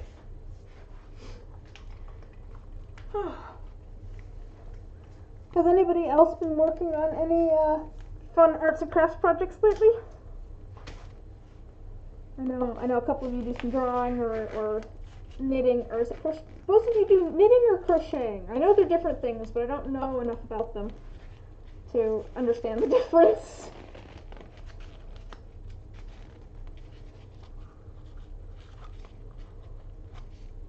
How's there cat hair in here already?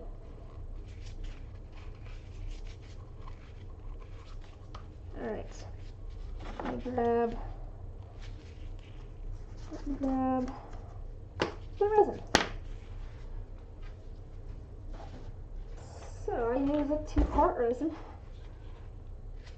You've got 2 designs left for the character lineup? Oh, okay, cool. Are those characters for anything in particular, Jen? Are they for some sort of particular setting that you're creating, or cat hair? There's just cat hair everywhere. I think I bring it in with me. Alright, so this is the thicker one. I usually pour this in first. We're going to be doing about 100 milliliters of resin, because each set of dice takes about 30, so 3, 6, 9. And this goes in increments of 10, and it's equal parts, so I end up doing 100. Also, it's nice to have a little bit of extra resin just in case. You never know. You're knitting. Somehow you trick yourself into buying more yarn.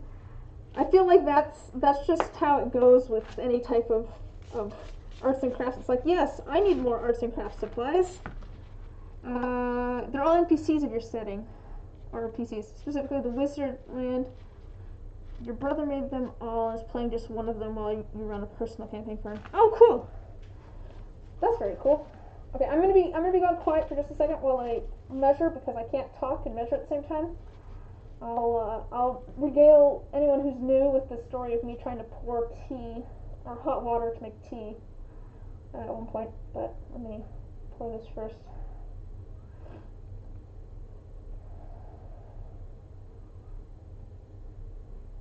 So feel free to chat among yourselves.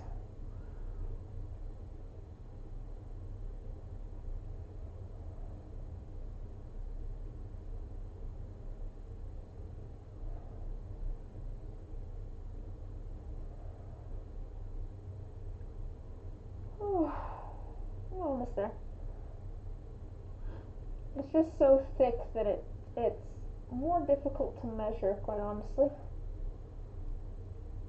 It takes a second for it to settle to the line.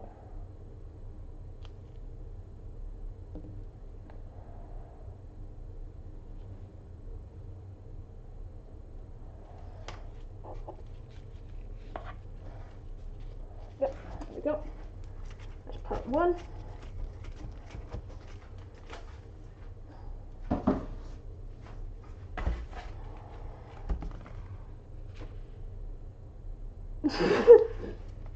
Bosun, I'm just going to ignore you while I measure the other half of this soap. Not soap. Oh no! Ah! Bosun! Curse your sudden but inevitable betrayal.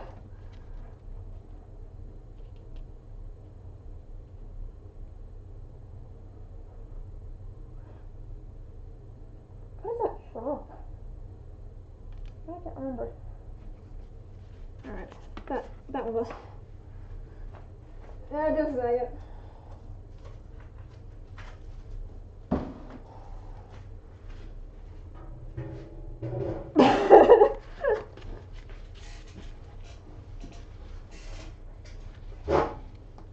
Which part did you miss, Bosun? Me cursing you,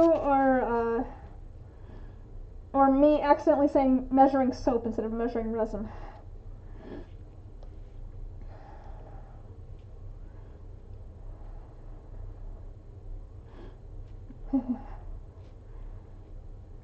bunch of soap lickers. Oh, but for anyone who's new, my story about the pouring water into a mug, I can't like talk and measure at the same time.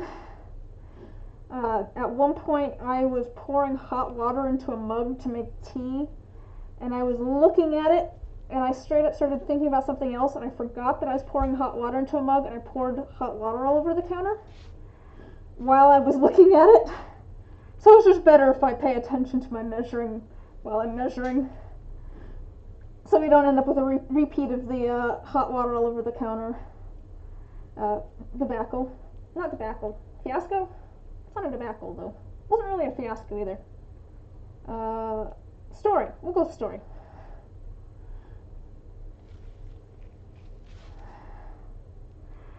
This is going to take a minute to mix.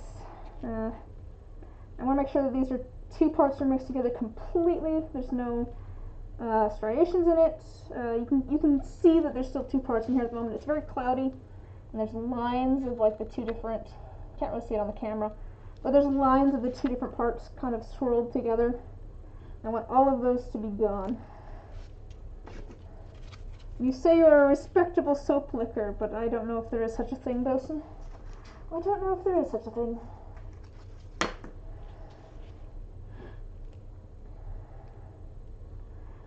Also, for anyone who's new here, we got into a discussion about how my cat likes to lick bar soap at one point.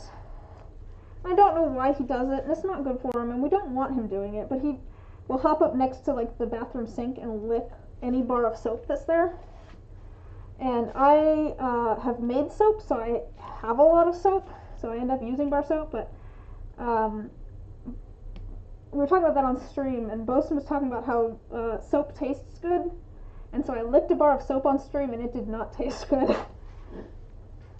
And ever since then, I have a distrust of all of you folks in the chat that keep licking soap.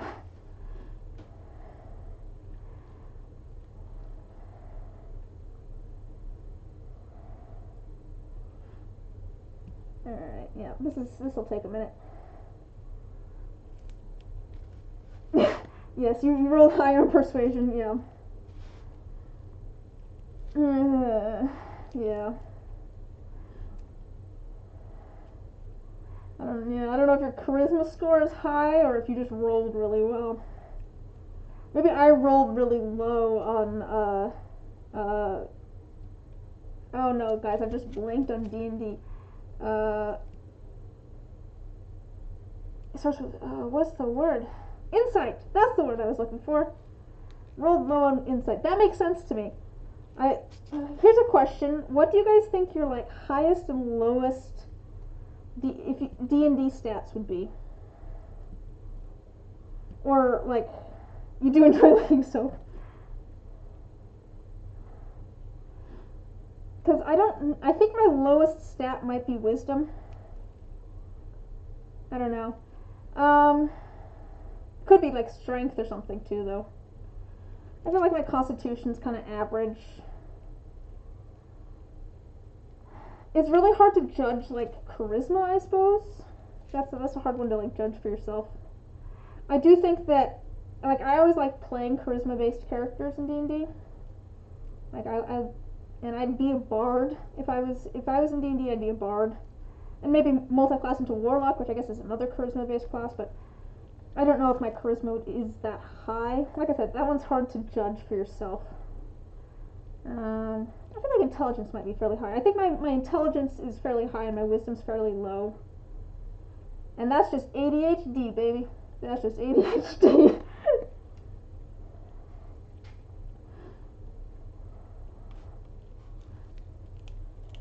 Alright, we're getting closer. I'm scraping the sides here to make sure that I have all of the parts off of the sides. I don't want to end up with just like one part stuck to the side so it doesn't cure properly. You probably have a low intelligence but high wisdom. There we go. We even each other out, Bosun.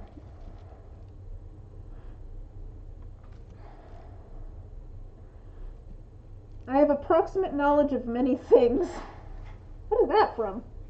I'm saying all of these things and I can't remember where they're from now.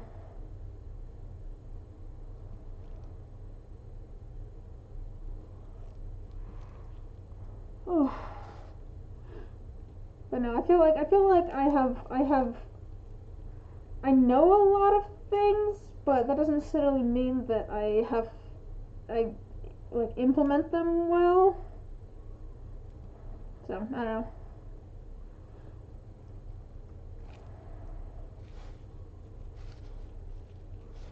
But again, I don't know. I guess, like I said, I feel like strength could be kind of low for me, maybe. I'm not super strong. I'm not, like, super weak or anything, but I'm not super strong. Dex. Dex is a tricky one. Because, like, I can't throw worth a darn, but, like, I can do little tiny things. I can catch well. Like, if you throw a ball at me, I can catch it. I'm not good at throwing it, though.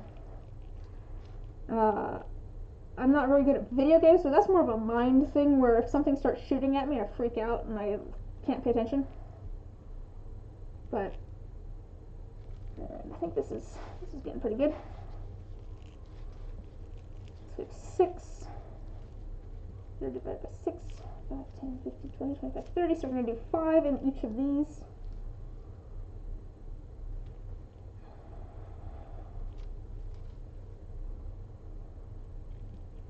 I do think my brother and I have talked about it. It would be fun to do like a short, like maybe a one shot or something where we play ourselves as characters. Because he'd be an artificer druid. You're gonna sit and draw some more, but your body demanded to be horizontal. Valid. You said you just got off work, so I bet you're tired. Also, how are you doing? Because I know you were sick for a while there. So, I don't know, you could still be getting better too.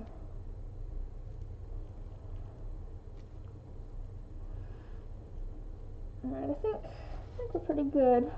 Just trying to see if there's any lines or anything in here. I don't think so. I don't think there's any lines in here. I want to make sure that the two parts are mixed together completely. If the two parts aren't mixed together completely, they will not cure right. So I'd rather overmix it a little bit than undermix it. You've been unsick for a while, and it's been nice to sleep out feeling like you're revving a lawnmower. Oh gosh, I'm glad you're feeling better.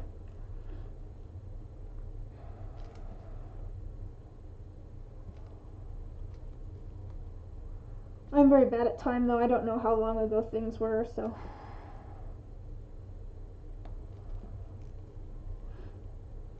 Alright, I think we're good. So, like I said, each one takes about 30 milliliters, and we have 6 different colors here, so we're going to do about 5 milliliters of each one of these. Let me just clear off just a little bit, set it out of the way. And just gotta Alright, have a good night, Bosun. Thanks for stopping by. Glad you could make it. As long as you did. So these are going to be pastel, the rainbow pastel.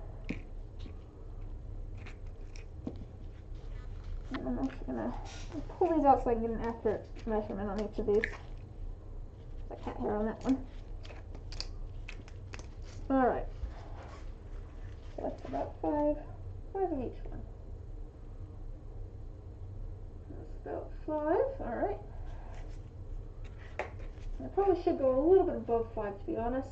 I have a little bit extra, but I really have a little bit extra of some of the other ones. I think we'll be okay one way or another with these.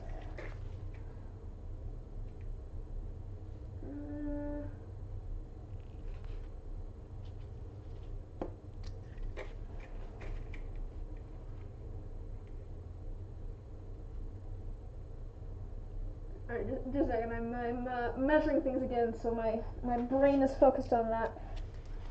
I'll be back to chatting in just a moment. We'll be back to our regularly scheduled broadcasts in just a moment.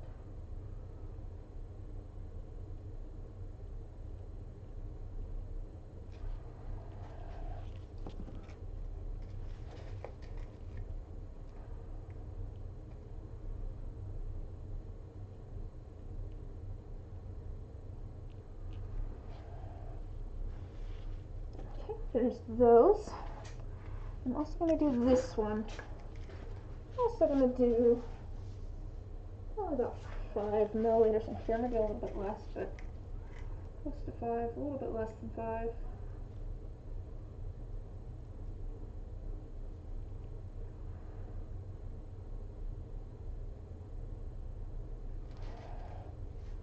And that's going to be our honey colored one. Let me start with this one and try and get it out of the way. So what I'm going to do for this one is I don't think I'm going to use this orange.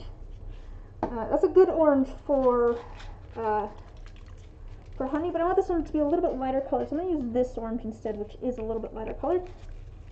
And I'm going to use a drop of this purple to make it a little bit more brown. I want it to be a little bit muted. And then we're probably going to end up doing a drop of this yellow as well, but I'm going to mix this up first and we'll double check. See how this color is. Actually, that color's not bad. It's kind of a more orangey color, which I think that kind of works out. That's definitely a lighter color, which is what I was going for. It might be a little bit red though, which I don't know. No, I think it looks reddish at the bottom for some reason. I'm going to add a little bit of yellow, and I think we'll be good to go.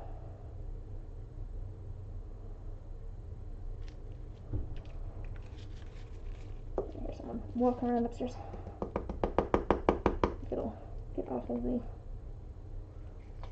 I don't know if any of that even made it down, but... So there. Always cat hair. Always cat hair. Alright, I think that's actually a pretty good color. I wanted something that's distinct enough from one of the other one of the other dice. I don't know how you want to say that. In this set, every die in this B-themed set is different. So I want, something that's gonna look different from the D8. Do I want to put a little bit of this into the bottom first? I kind of do, but I kind of don't, because I don't want to have to move this again, because I think I finally got it situated correctly. So we're going to pour this on one side. That's the other reason I'm doing this one before some of the other ones too, is because I want this one to be more liquidy, because I want it to get down underneath everything. The reason I'm pouring it on one side is that there should be air underneath, so hopefully it'll have a release here so that stuff can sink down. And then it'll start filling up on that side as well. That's my thought anyways.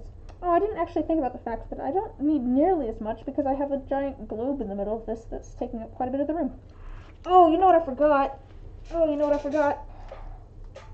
A little bit of gold foil. That's what I'm forgetting. I knew I was forgetting something. We're gonna take just a little tiny bit. I'm gonna stir that up in there. Have some little tiny pieces of foil. I'm forgetting foil! I know! How could I do such a thing? It's not a huge deal since, you know, I have all sorts of other fun things in there now, but, like, no, the foil! I just want a little bit of foil. Maybe more foil than that, but I think we're just gonna add we're gonna add all this foil in. Hopefully, I can get some of it down to the bottom.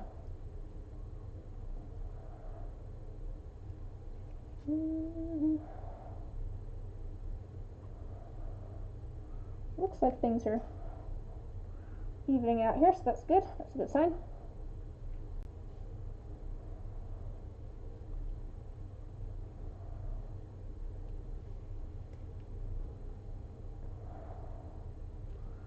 Alright. Put some of this on the lid as well. I don't want to get any air trapped between the base and the lid, so I add a little bit of this to the lid as well. I've got a little bit of extra resin here, but I want this to be domed as well. I want there to be enough extra resin that when I put this in the pressure pot and all of those bubbles shrink down, that there will be enough extra resin to take up that space. Let's put this off to the side over here, I think.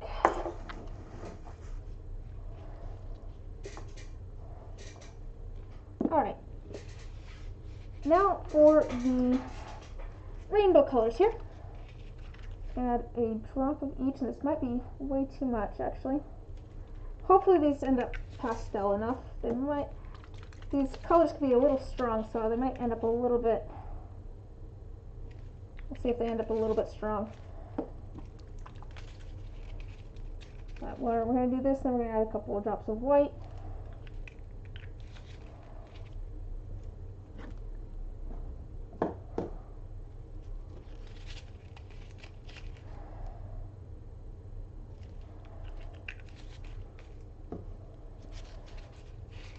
This is actually I might use the other blue. I'm not going to use that blue, I'm going to use this blue. Because I think it'll match in intensity better. And where'd my purple go? Oh, I already moved my purple. Let's put that. And drop of purple. Alright. And then I'm going to use this white. I'm going to add a couple drops of white to all of these as well. 1, 2. And hopefully these will end up pastel. Hopefully they're not too bright. We might have to add more white. We'll see. I don't want to add too much though, because it can make it so it either like takes forever to cure or doesn't cure quite right. But should be okay. I'm gonna see if I can. I always enjoy mixing these things. I don't know. It's always just satisfying to see all the colors kind of come together and mix up. Oh, actually, that's not a bad color. I feel like that's a good kind of pink. It's not like super pastel, but I kind of like it like that. There's a pink. I think that's a good pink. I might add another drop of white just so that it's a little bit more opaque, but I don't know yet. Alright. Orange. Yeah, this one's probably going to need another drop of white. This one's still rather bright. It's definitely headed towards pastel, but I don't know that it's quite there yet. Let's move on to yellow. I wonder if I could use these for like a feature, but I don't think so. Ooh, this yellow is so bright. This is a good yellow pigment, but it's so bright. Look at that. That's with 2 drops of white in it. It actually looks less bright on your screen than it does in real life. It's a very bright yellow. I think I'm gonna. Actually, the orange doesn't look too bad now that I'm seeing it with the pink and the yellow. Oh, the green's nice. The green actually turned out nice. It's a little teal-ish, but I think that's nice for the kind of pastel look that I'm going for. Well, I should have just done this with the other blue. This is what I'm gonna end up doing anyways, is making a sky blue. Oh well. If I have any left over of this, I can use it in the other one. That worked out. I'm gonna add a little bit more white to this maybe, but it's not bad.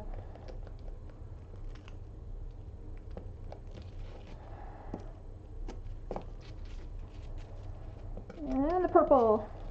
And this is the purple where it just looks kind of muted, I feel like, and then once it cures, it looks a lot more purple. Much brighter purple. Oh, that's definitely pastel. So I need, I think, another drop of white in. Add 2 more to the yellow and 1 more to the orange. And then I think everything will be pretty even. Oof, that yellow did not get much lighter at all. I think the yellow is just going to be kind of bright. The yellow is not very pastel.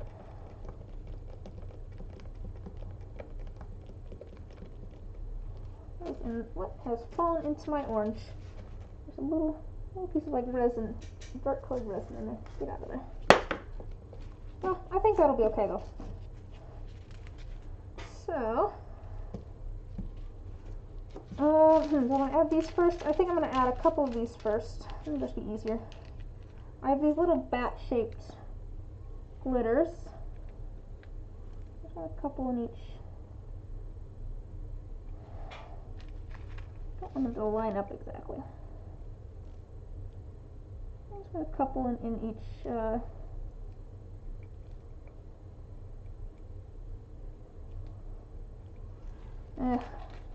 I'm going to drop them in from the top, I guess.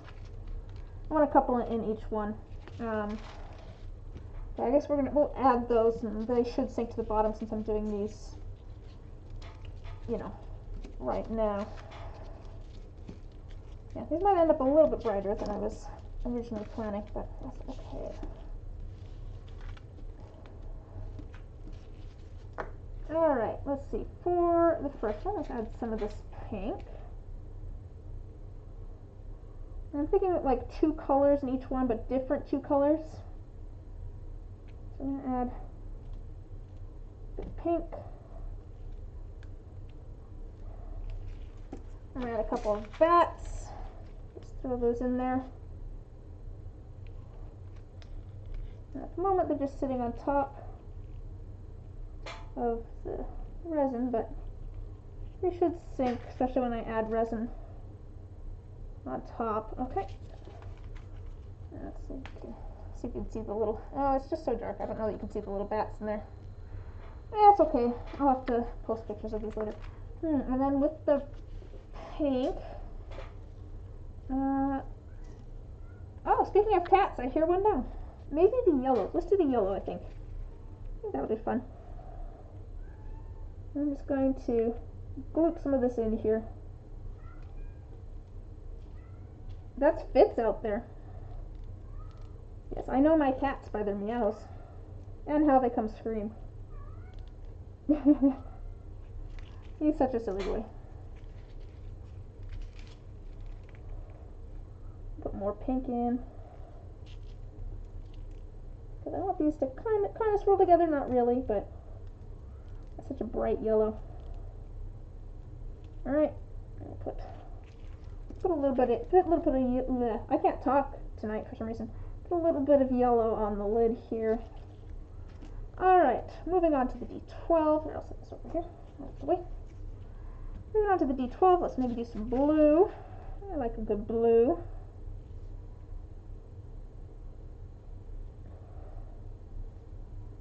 And then let's add a couple of bats.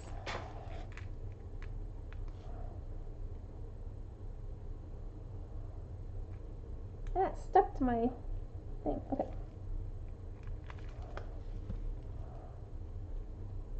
I think I could probably do 3 in the D12 as well. They're rather big. Alright. Got 3 in there. Let's see, with the blue. Let's maybe do like green. I think I'm going to do green. Some of these I want to do kind of different sorts of like pairs with each one. You know, I want some of them to be more similar, some of them to be less similar, like closer to each other on the rainbow, that sort of thing. To be a little bit of a mix. There's green.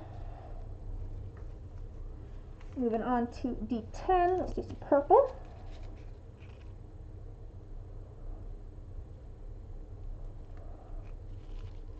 And I think I'll probably do like 2 of these.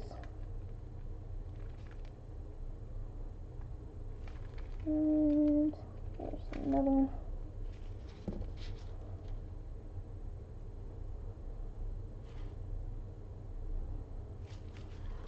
Ooh, what color should I do with the purple? I'm thinking orange. Hopefully it doesn't end up brown, but I feel like that's a fun combo.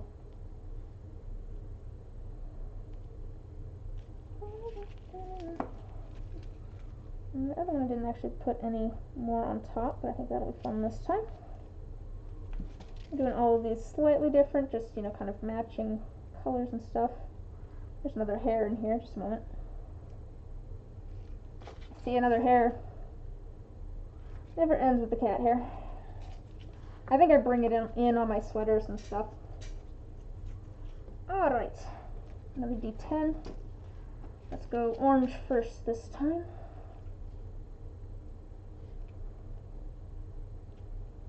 And I think again we'll do a bit of orange. And a couple of little bat friends.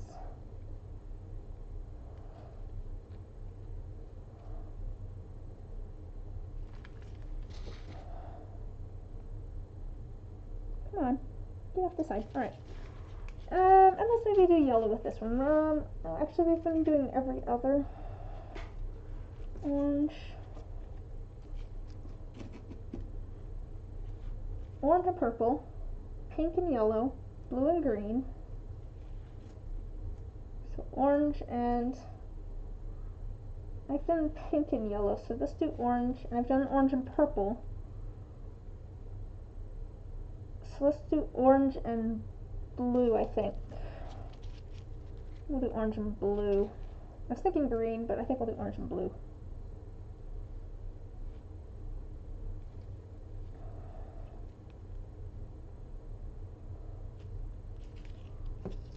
I want all of these to be different. All different combinations. Alright, there's orange and blue. I've done a couple with orange, so let's see, we've done 2 with pink, we've done 2 with orange, we've done 2 with blue, so let's do 1 with yellow on the bottom.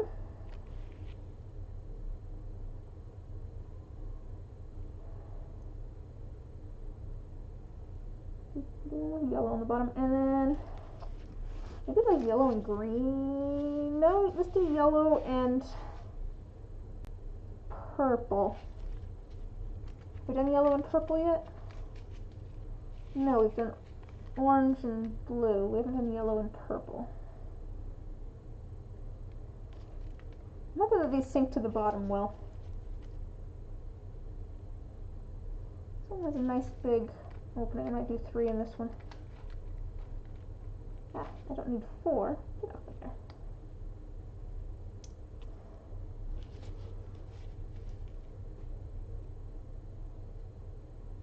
Okay, there's yellow. And then yellow and purple. Yeah, we'll do yellow and purple.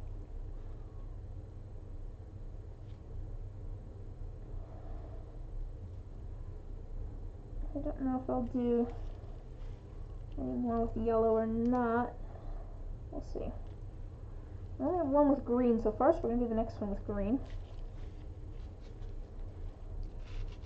There's that one. So this one will start out with green.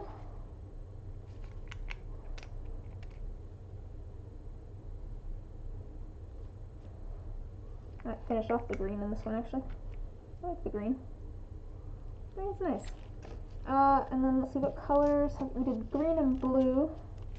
Well, I think green and pink then. I feel like those are fun colors together. And they'll show up nicely.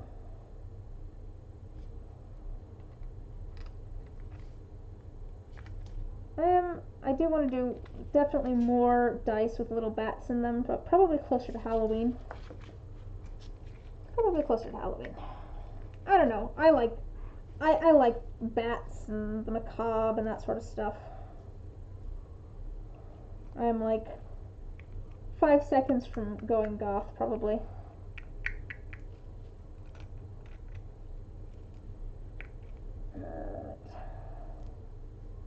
But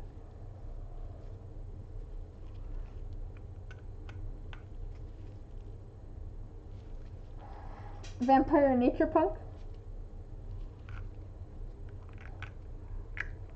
Are you talking about me? I don't know if I'm even nature punk. I do like.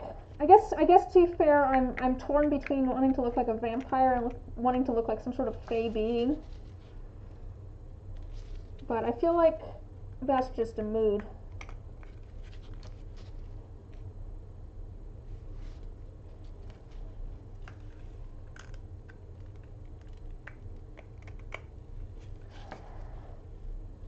Or is that's just gender? Exactly. I'm like, I feel like, I know this is a broad generalization, but I feel like a lot of non-binary folks are all just like, I want to look like an alien, some sort of eldritch being, a fae, or like a vampire. It's like, I'm going to pick one of these things, and it is my new aesthetic.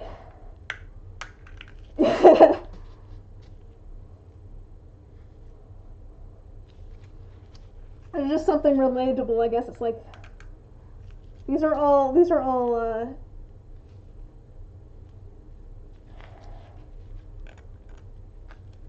all varied, but androgynous to a certain extent, but not even necessarily like culturally androgynous, like what people expect to be androgynous, but like,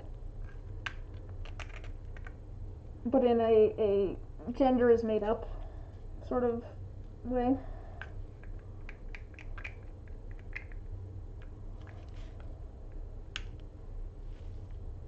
Because I could probably think of like the fae as being like pretty ladies in with wings. Not necessarily you, but like culturally, that's kind of the perception of them. But still, at the same time, it's just like, yes, I want to be Moss. Actually, I have a friend named Moss, but that's a.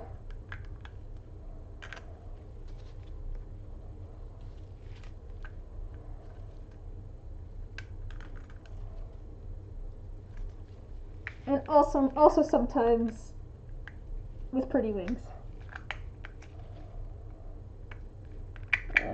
What color did I do with this? I did green. We're adding some more green to the top. I'm using up the. So I'm out of the pink. I need more of this, so we're going to use some of this. I'm going to use up the green and the pink for this one. Alright, there's those. Okay, cool, not blocking anything. That's good. And then our last one, the D4. So, probably not that purple. I've done purple and orange and blue and orange, I think. Yes. So, have I done blue and purple? No, we're going to do blue and purple. Let's put purple on first. I don't know if I've done blue down. Yeah, I have done blue down first. It doesn't really matter.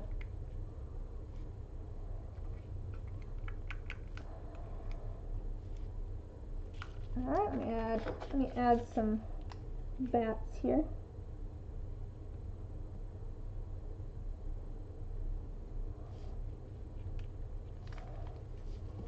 I'm just gonna add 2. I think that'll be nice for this one. And I'm gonna add a whole bunch of blue. Alright. I definitely got some extra here. That blue I can actually use there because it's going to be pretty much the same blue as that. Alright. There's those. Set my bats out of the way. Let's move on to, and then there's a little bit of extra of these. Move the ones that there's a little bit of extra of off to the side there. So we can use those as just spare. We'll put it probably in like a D4. Or actually I need a D100. I need one of, or D10 that's in some warm colors, I think. So we're going to actually put some of these in here. I realize that I don't have any D10s, like just spare D10s, that are in warm colors, that are in like any oranges or anything.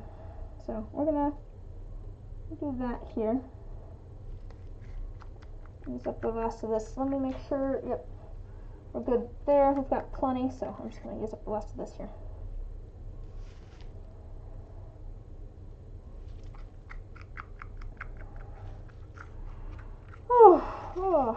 Oh man.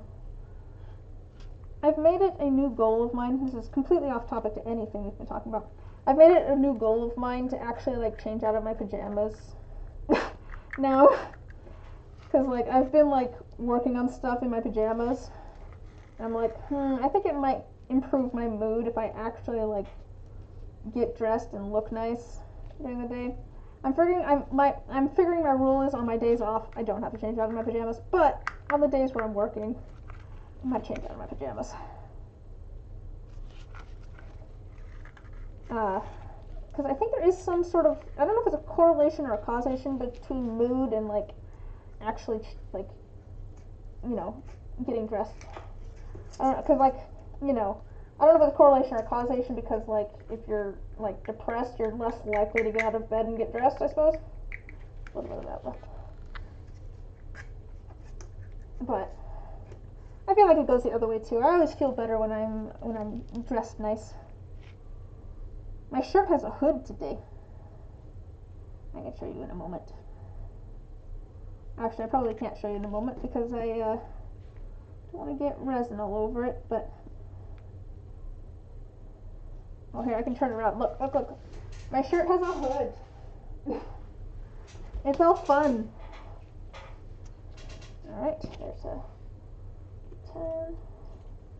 Okay, we're going to do these red ones. Yeah, I do like this shirt. It has like a kind of a fun like red floral pattern on it. Okay. So we're going to do mostly this white. I'm probably going to do about 25 milliliters of this white. It's mostly going to be this white. Maybe not 25 milliliters, but maybe about 20. Because between the other three colors, it's not going to be that much.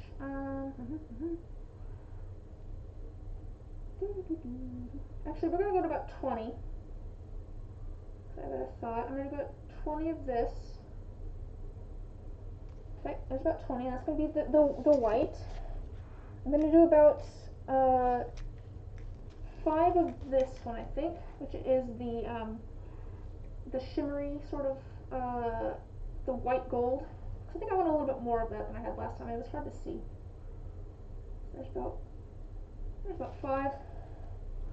I'm going to do probably about 2.5 of both of these. I probably don't want that much. I don't want much of these ones at all. But I'll do about 2.5. And about 2.5.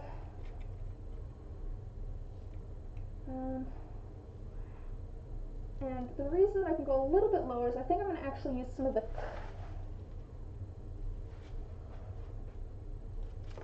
I'm going to have to make more resin. Why don't I have enough? Oh, probably because of these. Wait a minute. 5, 10, 15, 20, 25, 30. That should have been 30. Why do I not have 30 left? 20, 20, 25, 30. What? Where am I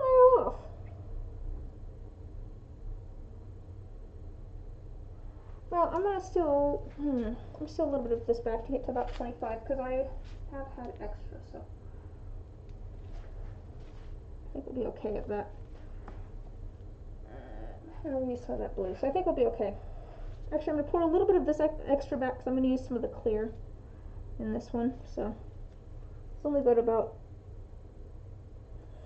a little bit less, 15 or something there. Okay.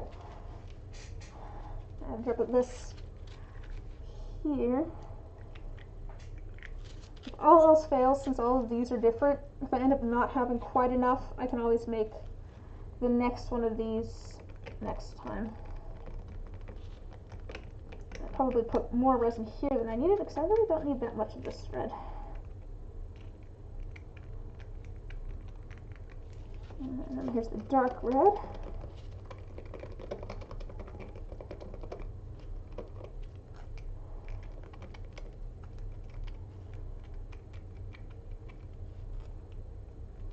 Yeah, to be fair, this one's going to be the hardest to measure. I probably should have measured that one out before I did the bats one, but I might need to add some more shimmery white. We'll see. Don't know that I have enough in this. Oh, might be okay. Might be okay, actually. A little bit of the mica powders go a long way, to be honest. It's definitely white with a gold shimmer. You can see if I can show you the shimmer on here. You can kind of see it. It's kind of hard to see. There's that gold shimmer in there. That's what we want.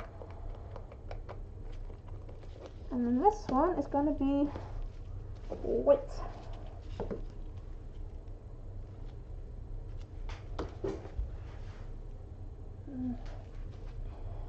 No, I think I'm going to go back to this about 30. Alright. And I had like 3 drops there. So I want it fairly opaque.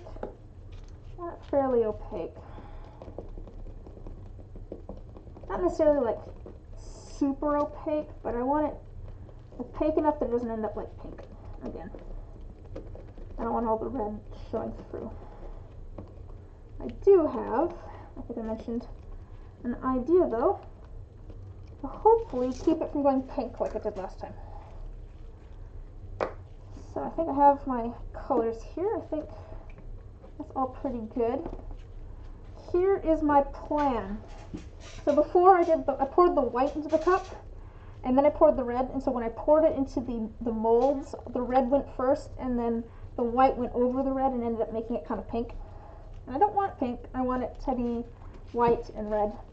So what I'm going to do is I'm going to put a little bit of red into the cup first this time, so that when it goes into the molds, the white's going to go first, and there's going to be just a little bit of red at the end, and hopefully that white will actually stay white this time. Because if I get a little bit of white in with the red, it's not going to be as pink as if I end up with a whole bunch of red, a little bit of red in my white. If that makes sense. And hopefully this works. It may not, but that is my plan. Let me set these off to the side.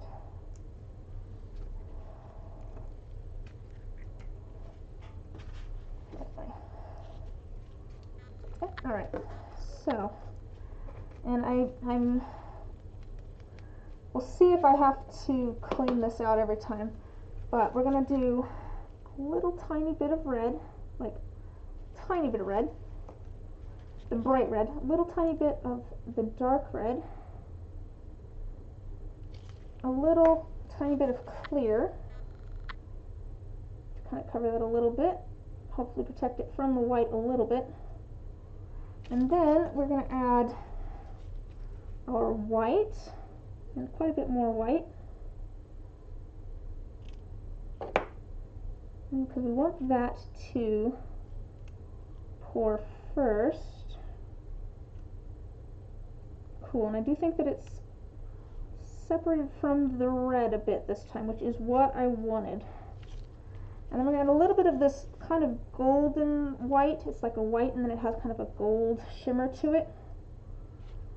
do that. And then I'm going to add a drop of white alcohol ink, and that adds some kind of lines in it when it pours.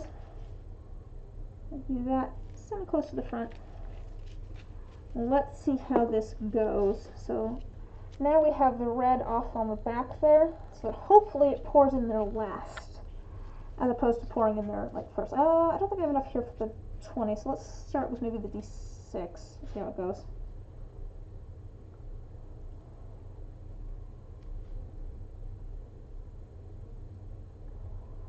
Well, it's definitely going better, just because I have definitely white first. But I might not get any red. I think I'm going to have to balance this. So if I have too much white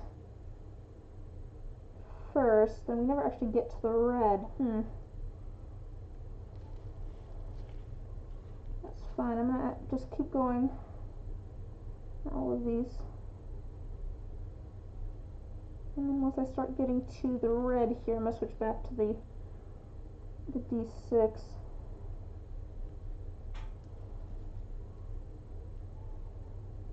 So I just kind of want the red on like one side. Yeah, that definitely looks more red this time. I'm going to add that to this face.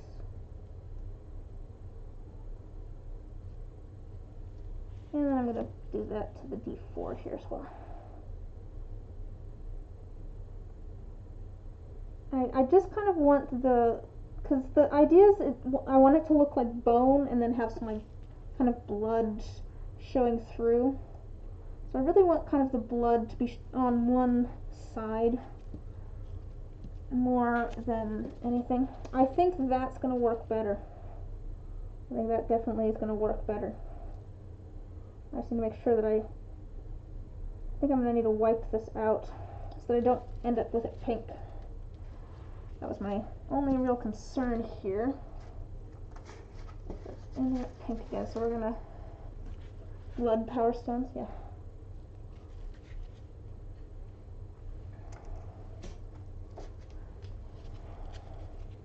I think if I can get these, they're gonna look cool. I just gotta get my technique down.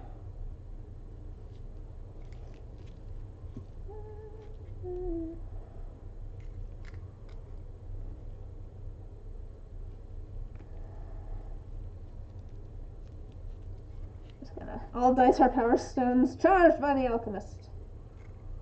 I just realized the irony of my shop being called Alchemist's Attic, and I'm working in my basement. Just realized the irony of that. Okay. I think we'll be okay here, hopefully. Well, I'm going to... Alchemist Basement is just my stream subset. We're a branch company. Branch office. There we go.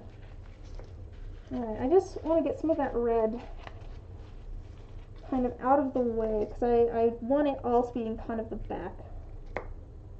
Again, because I want to do the same sort of thing again. I think I'm actually going to add a little bit more red this time.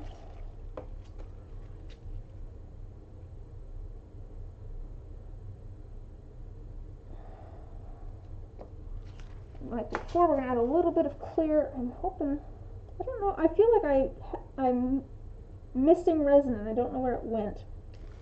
Which is just kind of weird. I'm going to put this off to the side here. And actually I'm going to add a bit of white because I'm going to do the D20 this time.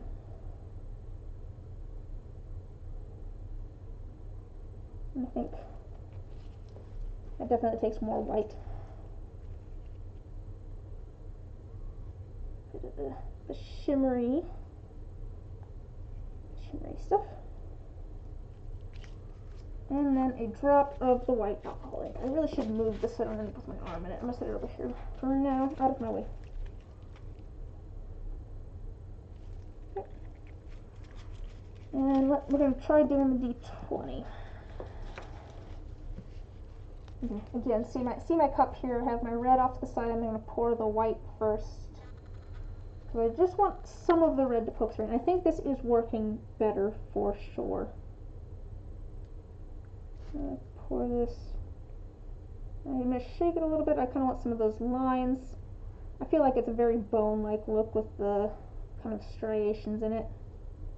Works out well. I think this might be the perfect amount for the D20 actually.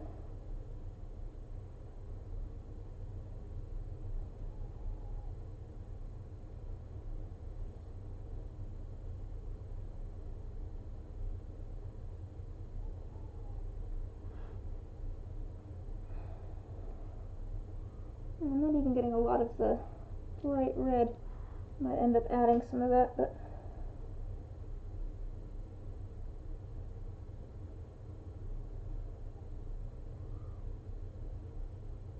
that's definitely looking better than the last time. It's definitely not looking as pink as the last time I tried doing this set of dice. It's definitely looking more red this time than pink, which was what happened before. So I do think that this is working.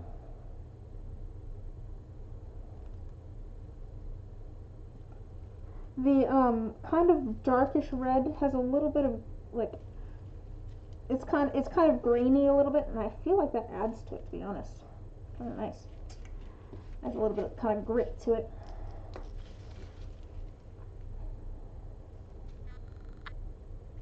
There's that. Some more red. I'm just gonna put some of this red off on these for now, because I want it out of my way so that I can do the next dirty pour. That's my hair in the way now.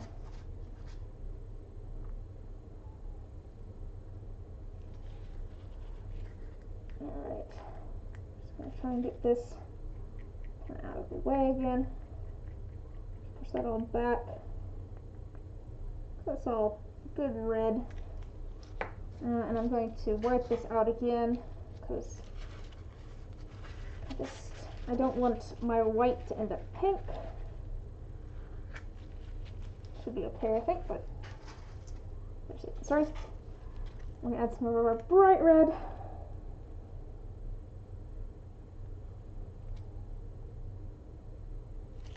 And some of our dark red. Plenty. And then a little bit of clear. And the clear is just kind of to separate it from the white a little bit so that hopefully there's even less overlap. Alright, put the white in on the opposite side so that it just kind of pushes all of that back a little bit. So it doesn't even come in contact with the red at all.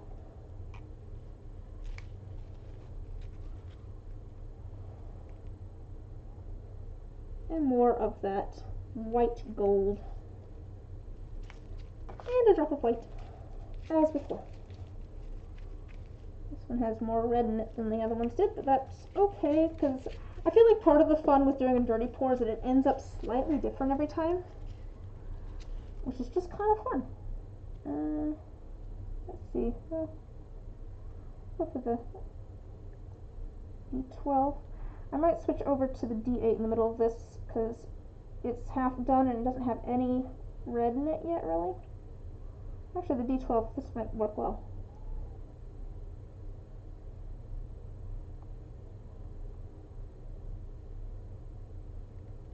I think I might do D8 here.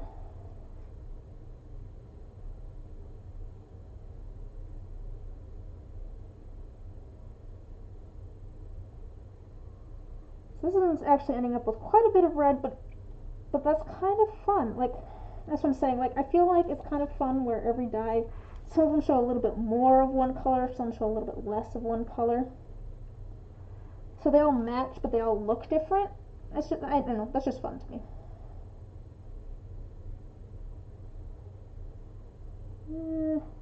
Come on.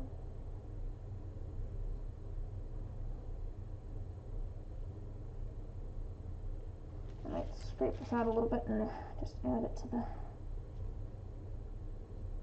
D8 here.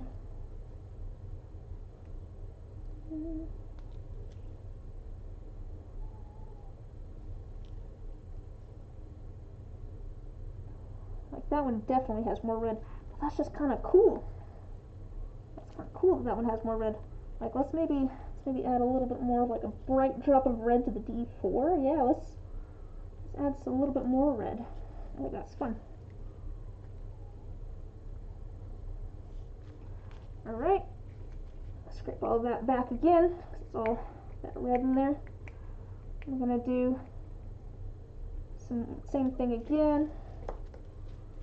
I'm going to add some of the nice bright red.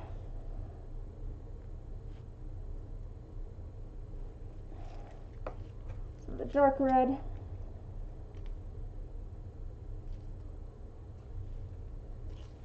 A little bit of clear. I hear now Fitz is clawing at the laundry basket outside of the door. This is another thing he does when he's sad that he's locked outside the door. And now he's screaming again. He's such a, yeah. He's not getting entrance. He demands entrance, but he's not getting entrance.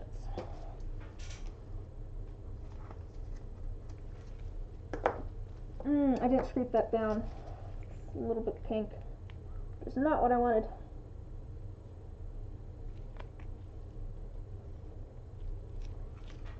Well,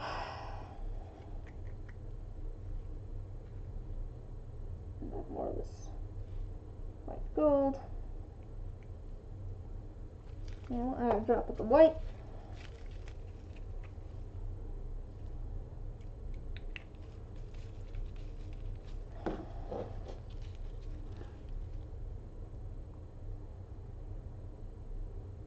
So much ink on this. There's a lot of ink.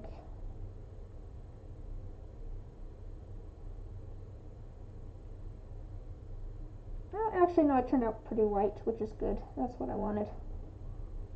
Like I was saying, I just don't want these to be pink. They ended up pink last time, which looked cool, but was not what I was going for.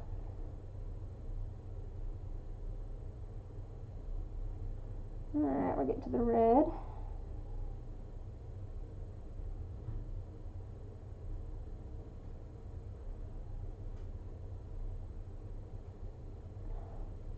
I'm going to do more red into the D12 if it'll pour. I might need to add more red to this than I was thinking. I think, yeah, because I need a little bit more on the D10 here. So let's attempt to pour some more.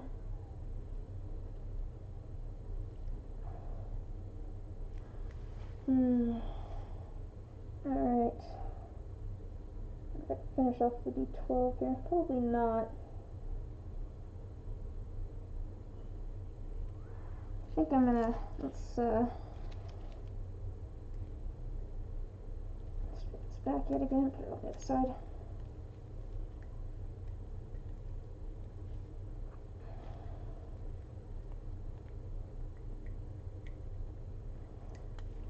So I think what I'm going to do is I'm going to add the rest of the red to this.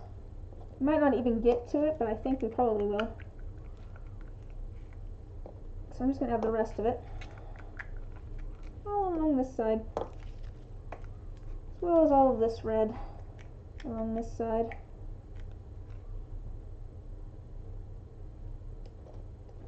Just like a wall of all of these blood red colors. And then we're going to add a little bit of the clear.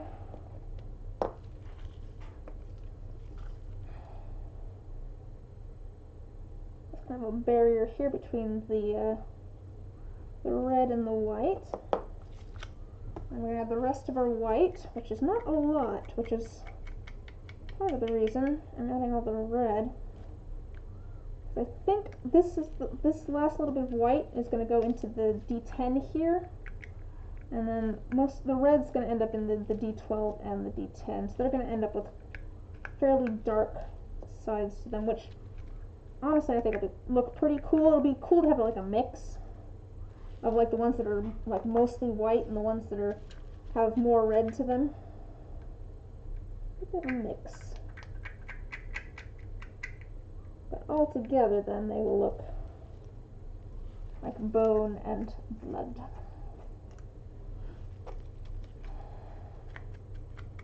Here's the last little bit of the shimmery white. Actually more of this than I was thinking, but that's a-okay. Again, that's why I like dirty pours. I like that they all turn out a little bit different. You know, you end up with different amounts of each color in them. It's just fun. Oh, maybe I should do some I should try out doing like acrylic pours at some point. That would be fun to try out. I've never actually done that before. I've done resin obviously, and I've done acrylic painting, but I've never tried like where you pour like the paint stuff.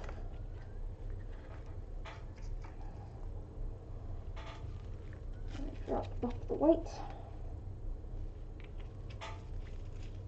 Yeah, you can see how much red is in here compared to before. So we're gonna do again the white first, hopefully.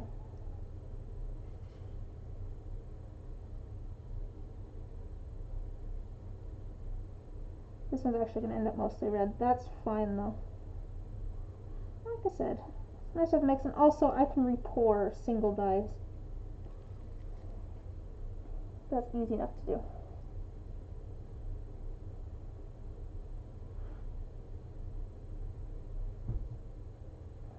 Alright, this set is almost done, and then we'll move on to the rainbow set. Alright. Put the last little bit onto the lids here, and we'll be good to move on. There's a little bit left over. We'll probably do, as with the other colors here, we'll do just some like extra dice with those. Alright, let me put these over here, out of the way.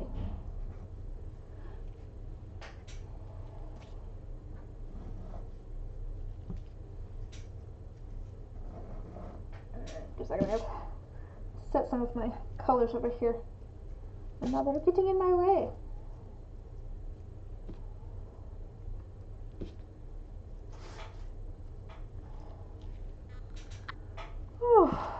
Alright.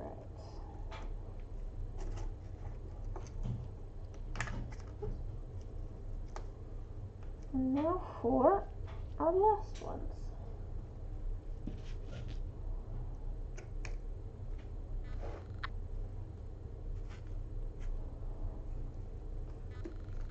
Okay, now for the last set. I'm not even going to use this container. We're just going to use this one. So let's maybe go down the line and go one die at a time. So we'll start with the D20 here, and it's going to be black and silver. So D20 takes a little bit more resin than some of the others. Let me get my black pigment ready. Doesn't take very much of this.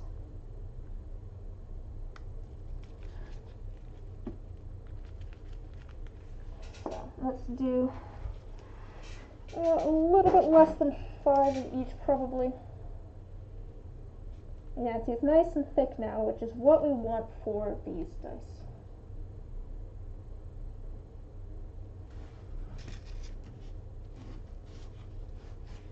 Because we want this glitter to stay up and not sink down to the bottom. There's the hair there. But it does mean that we are working closer to the end of our work time now. Actually, I want a little bit more of the glitter than I do of the black, because since the black is opaque, let's get this party started, yeah. I want a little bit more of the silver than I do of the black, because since this is the black's going to be opaque, it's going to be easier to, if it ends up over the silver, you will see it, but if the silver ends up over, like, if the silver ends up over the black, you can still see the black, whereas if the black ends up over the silver, you can't see the silver. So we want a little bit more of the glitter.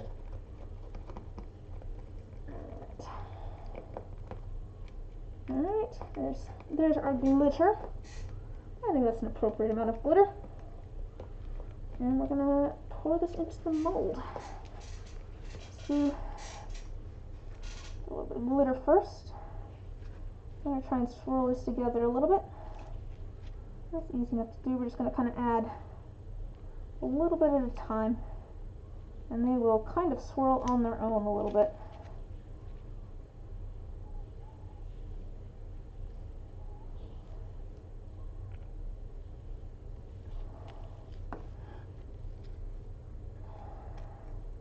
I actually like this black and silver glitter combo.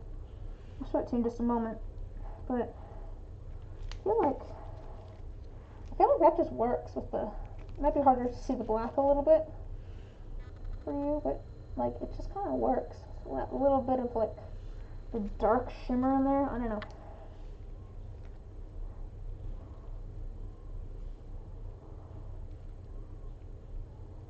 A bit more of that. More of the black.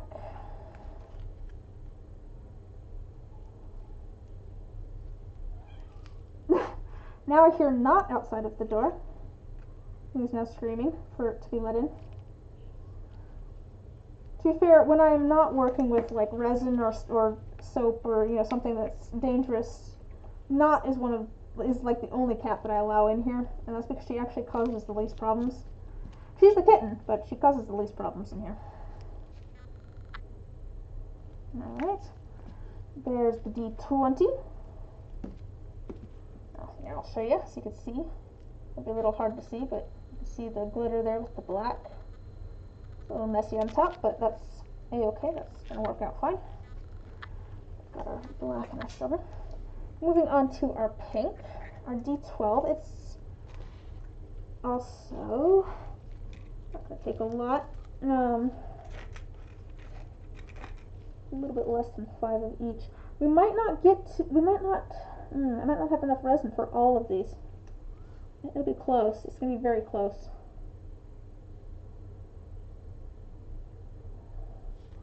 I don't know where 10 ounces or 10 milliliters of my resin went. 10 ounces, 10 milliliters. I think I must have poured too much into my my rainbow ones, the bat ones. I don't know what I did.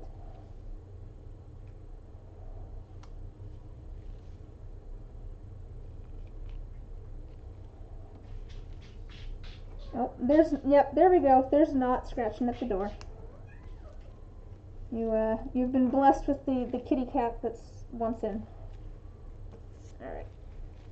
Let's mix these up. And this is that pink blue shimmer. I might want a little bit more in there actually. That can probably be a little bit more opaque. And then here is the glitter. Let's stir that up.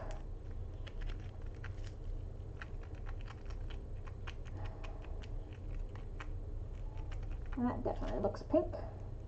There's also bubbles in here because it's so thick and I've been stirring it, but should go away. It's hard to see. All sorts of glitter and pink. It's brighter in real life, I think. What you're seeing there.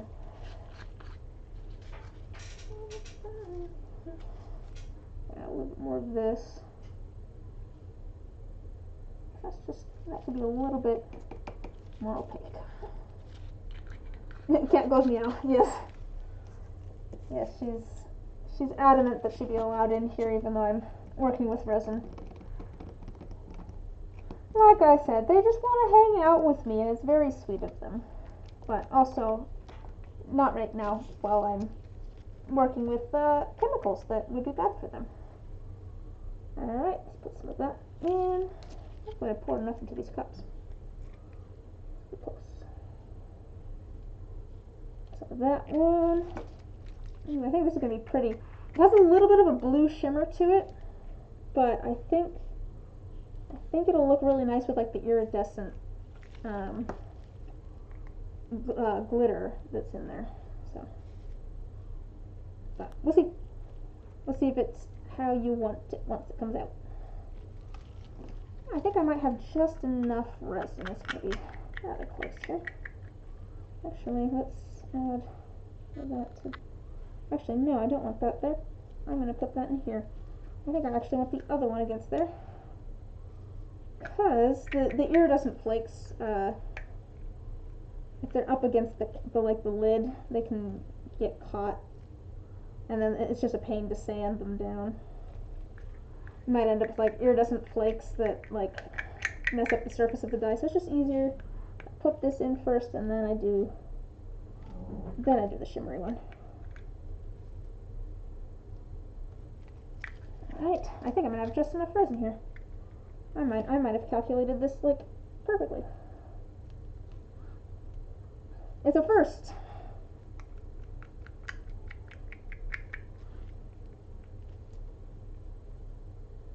Alright. That one has a bubble I can see rising to the surface, but that's okay, we want those to rise to the surface. And this one is empty. I'm gonna go over here with my other ones that are empty.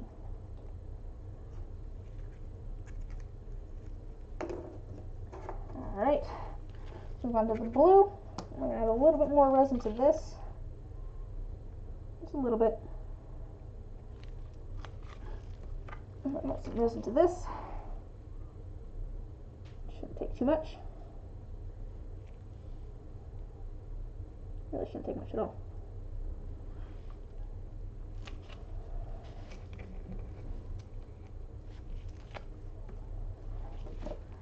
Alright. Is that about the right? I think that'll be good. That's good blue. Glitter up.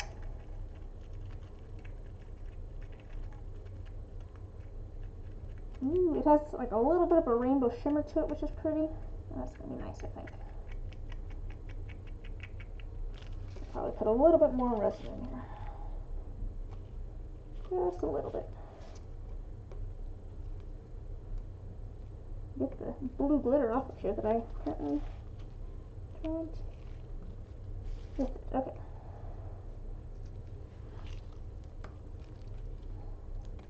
This is a D10, so it shouldn't take as much resin as the D20 and the D12. I am putting some of the glitter down first, just to make sure that we end up seeing it, so it doesn't get buried by the other colors. This way I can make sure that we will see the glitter. Yeah, I think this will be funny. I'm just kind of doing some layers here, but I'm doing them unevenly so that it's kind of swirled together.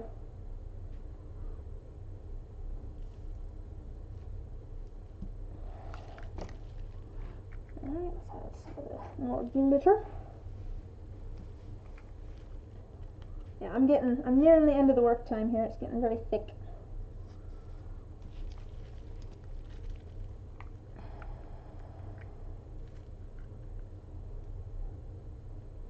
Right, there's that last little bit of blue. Let's add some glitter to the lid, I think. This glitter shouldn't cause a problem, so.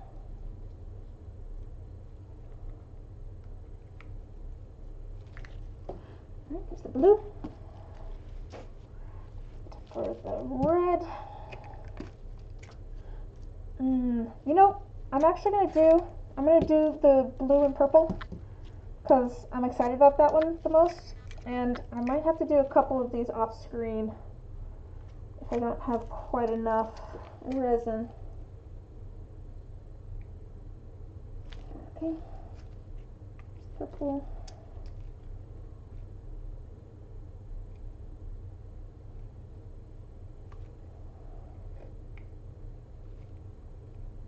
Because I'm cutting it very close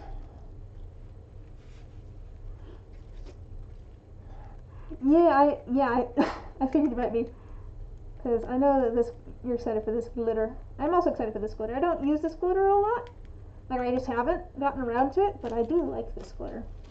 This was a I went to the store for something. I'm like, okay, I'm gonna get myself one impulse purchase, one thing that's just because I want it, and I got that glitter. So I'm like, oh, look at the colors. I like these colors together. Oh, this purple. A bit more. I don't need a person for this. And this one is going to be blue.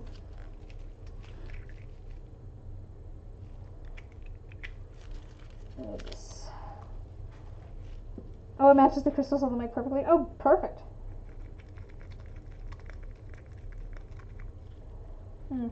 Might be a little bit too dark, but ooh, it adds some nice shimmer. We'll see if this blue ends up being too dark. If it is, I'll just repour it. But I'll see if I can show you. It's kind of hard to see all the shimmer in there, but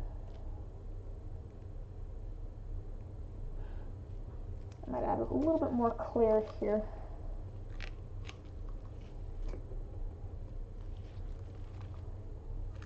Yeah, I don't think I'm going to have quite enough to finish tonight, which is just unfortunate. But I'm going to add a little bit more clear so that I can make it just a little bit more translucent. There we go. I think we can see things a little bit better now. It's not as clumpy. Alright, here's the D6. I always like doing D6s. I feel like they're one of the easiest, like, you can see what's in them the easiest. Like, some of the other dice, they have so many facets and stuff that it's hard to, like, see the pattern, almost. Especially if I have, like, some sort of inclusion in them. The D6 is the easiest to see. Also, I feel like they're the easiest to make. But, because they're the easiest to sand, they're the easiest to pour, because they have they have a good sized opening for what you're putting in.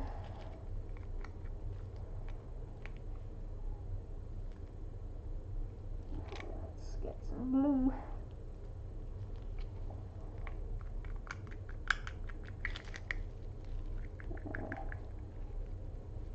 Let's just put all that blue in.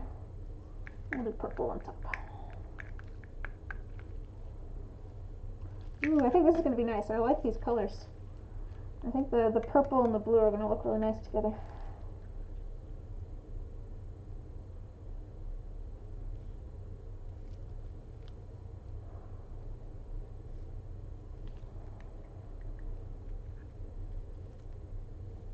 Alright, let's clear this out.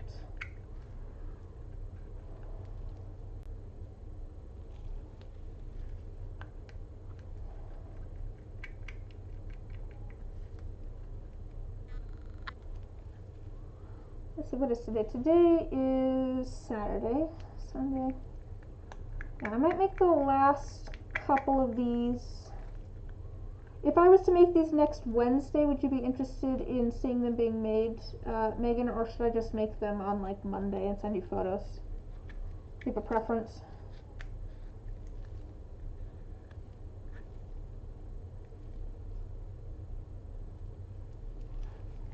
I feel bad that I'm not going to get all of them made tonight, just because, like I said, I don't know where 10 milliliters of my resin went. And I think it went to I think I did too much of the rainbow ones at the start, but.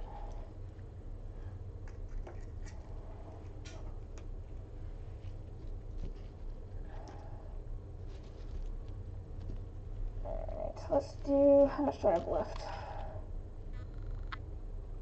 Just do them off camera, okay. I think I have enough for the green.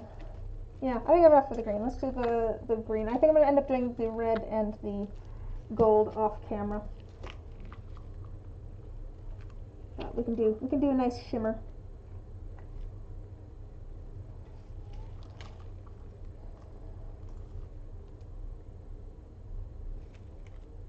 Yeah, very, very thick.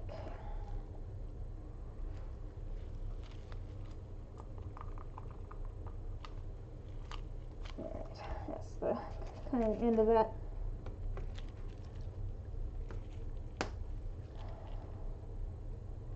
So let's get this green and blue mixed up.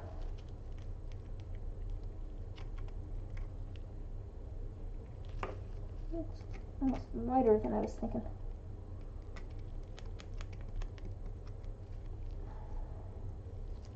I think it's almost lighter than I was thinking, but I think I'm going to do something a little strange. I'm going to add a little bit of this blue. So I want a little bit of just kind of some blue in there. So this green is just a slight bit. I dropped glitter in there, it seems. Not sure I got it. I think the blue that I added made it a little bit light, but we'll see. It might not be teal enough, but one way or another I'll make a D4.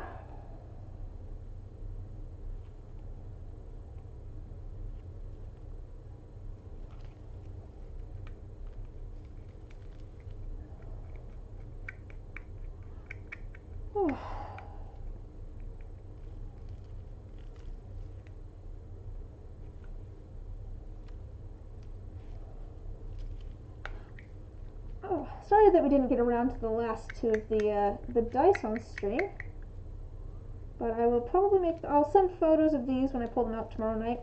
So, you know, it takes about 24 hours for these to set up enough for me to take them out of the molds. So I can send photos once I take them out of the molds. And then the other ones I will probably then make in about 24 hours. Once I have my pressure pot available, because these are going to go straight into the pressure pot after this. So I'm gonna put them under a whole bunch of pressure so that it makes all of the air bubbles get really, really small, and it should make them all crystal clear. But I don't want to depressurize and then repressurize a whole bunch. So I usually work in about 24-hour cycles of making resin things. Okay. That's very, very close.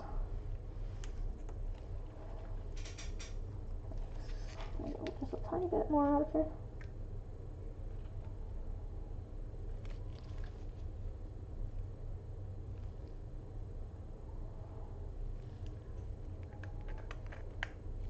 Where did that bat come from? Why is there a bat here? Where did this bat come from?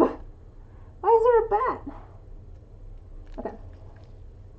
That's gonna be close. I might end up having to remake that one. We'll see if we end up with an air bubble in it. Okay, so to get all of the air bubbles to pop on the surface of these things, I use a little bit of rubbing alcohol. It breaks the surface tension of the resin and should make those bubbles pop. It also doesn't affect the curing process, which is another big thing. A lot of people will use like heat or flame to pop the bubbles, but I already have rubbing alcohol, and I'm not gonna. This way, I don't risk hurting my molds, because you can accidentally hurt your molds. Also, it's just kind of satisfying to spray a bunch of stuff everywhere. Definitely making a mess with rubbing alcohol, but that's a-okay. All right, and then I'm just gonna take these lids. Just kind of make sure that they're in the right spot, shimmy them into the right spot. I don't want to press down, so I don't want to squeeze all of the resin out. I want there to be a little bit of extra, so that, like I said, once all those air bubbles get squished down, there's something to fill that space. This is definitely nearing the end of its work time. It's very, very thick now, so I need to get these going. I was just trying to get those over here so they're out of the way, so I can move this over and show me putting on all the lids. Alright. 4. And I want to make sure that I don't have big bubbles in the lids either. That's what I'm trying to prevent with having all the resin on the lids. I don't want big bubbles. Which one does this go to? Go to that one? Did I do pink and yellow? I'm gonna come back to that. I think that might have been pink and yellow, and then it just turned to orange. Now I'm confused. Did I do the wrong color on the wrong lid? Oh no, guys, did I do the wrong color on the wrong lid?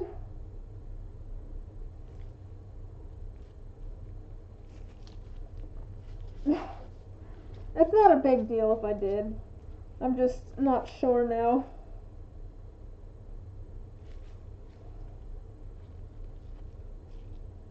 Alright, put that on.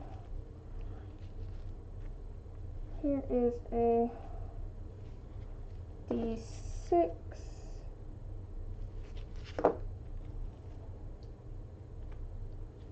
Oh man.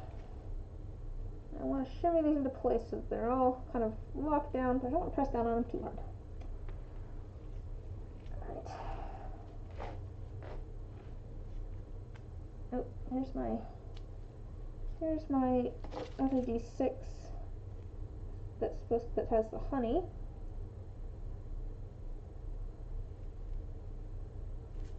And I need to set something on top of this one for sure, because I want to make sure that this lid is pressed down a little bit, because I want some weight on it, because I worry that the insert is pushing up on the lid, and I do not want it to be raised a whole bunch. So I'm gonna add just a little bit of.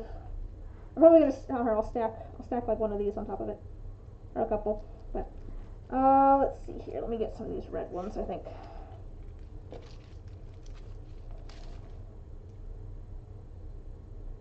Just popping some of the bubbles on here. Again, I don't want air to get trapped.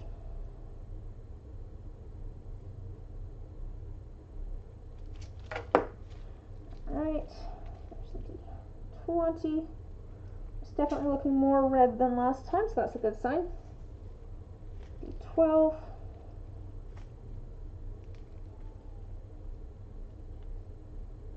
Click all those into place. D10.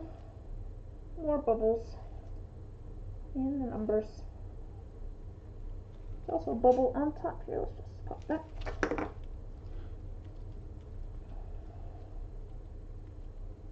And I want to make sure that all of these are in place. I want there to be like enough resin there that there's enough to like fill in the gaps, but I don't want the lids to be so far up that I end up with the face being really like raised, because that's no good either. Let's see here. Let's go to this one. Oh, there's still bubbles on that one.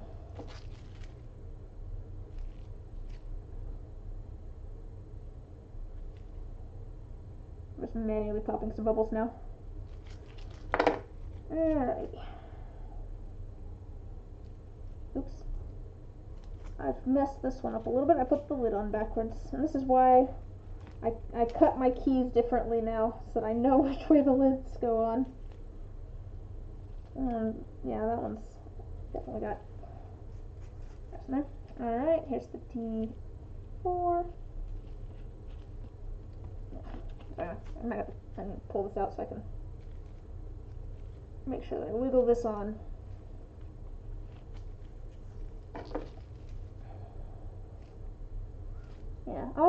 Yeah, the ones that, like the zeros and the 6 here and stuff, they're the ones that like to end up with an air bubble in the number. And there's like one here. Get that off. And there's still an air bubble there.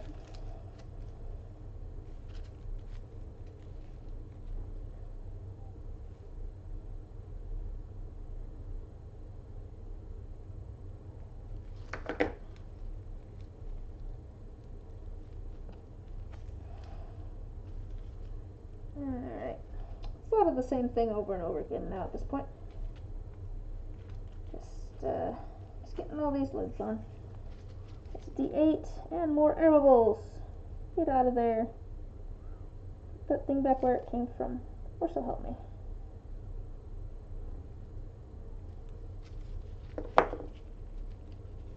Oh, there's still air bubbles in there.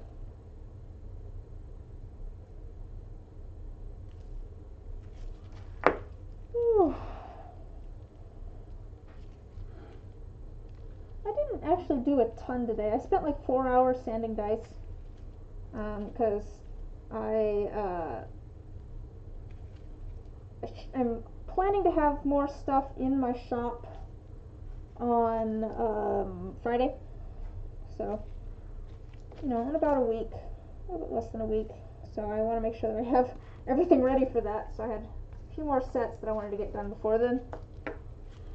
I have a few sets that I have made that are not sanded yet either that I figure will be available next dice release.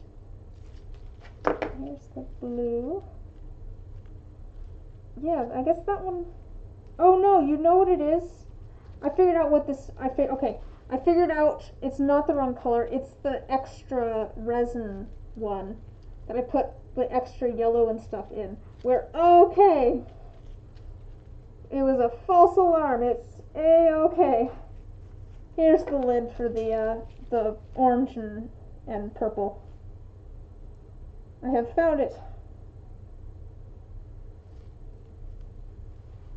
Oh wow, it's been almost 3.5 hours. I've been nattering for a while.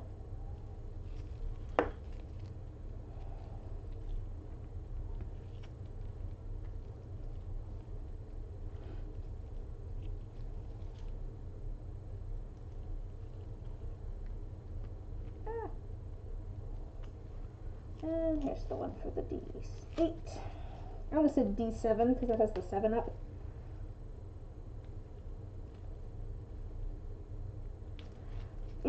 Here's a strange fact about my dice, and I think probably most dice. All of the dice have like the lowest and the highest number are opposite each other, and then going from there. So like on the 20-sided dice, you have 1 and 20 on the opposite, like opposing each other, and then you have 19 and 2, and then you have 3 and 18, and it goes like that. They're on the very opposite, and all of the dice are like that, except for the D8 for some reason. I mean, I guess the D4. The D4 just doesn't have a way to do that, but all of the dice, they have like the highest and the lowest are opposite each other, and then you keep going in. But for the D8, for some reason, like 7 and 8 are opposite each other, and like 1 and 2 are opposite each other, and it goes like that, and I don't know why. It's just, I don't know, it's just weird. It does make things a little weird for some of my designs, because if I have it where I want something where all the highest faces are up, and I do something to the lowest face, I'll set it up so that like the highest face is up, but then on all of them it's like the 1 has a certain pattern, and then on the D8 you just have the 7 with that pattern. That one has bubbles. Let's add these two on top of that. I think might be a little bit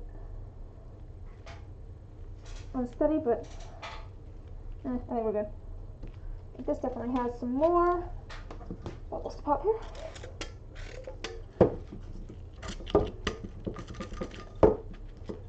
Alright, I think we're good there. Oh, there's a couple of bubbles in the lid here. Let me get all this black off of here. I want to get all these lids on, and then I'm going to probably pour all of my extra resins into things, but I want to make sure that all of these lids are on first, and that I have these ready to go.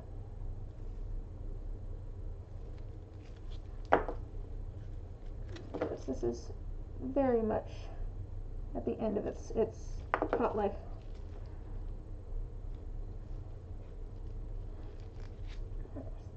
Blue D10. And that one has some bubbles that are rising to the surface. Alright, I think let's do some of these. I'm going to scrape up the last little bit of this glittery silver black.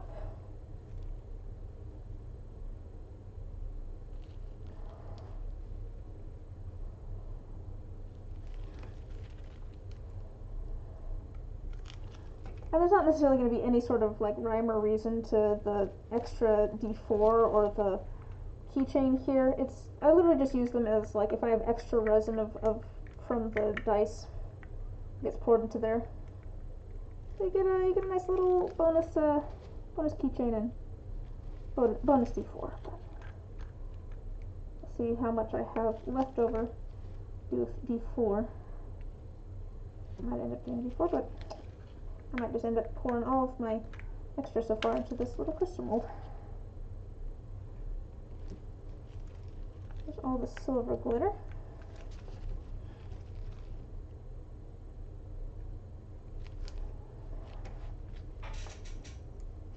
And let's do the black.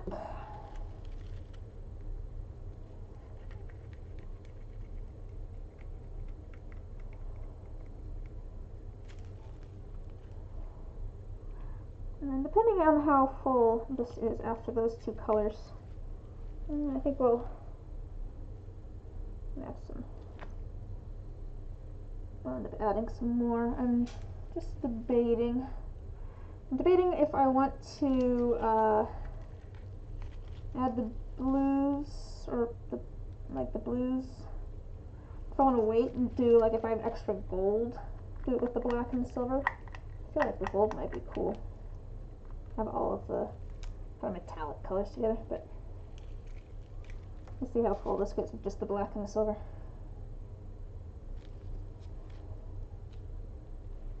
These really don't take a ton of resin, but I don't think I'm going to have nearly enough to fill this.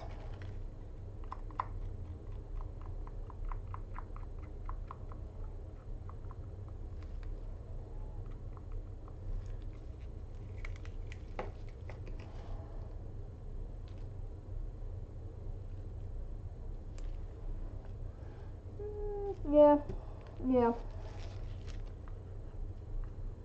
Ooh, or I could do the pink. The pink might look really cool with this. I might do silver black and then the pink. I think that might be pretty.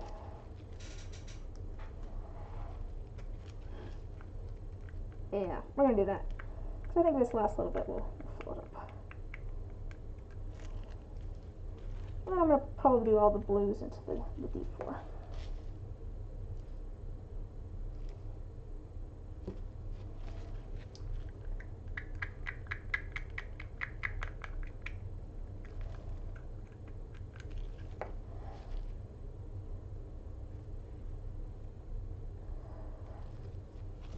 It's not very.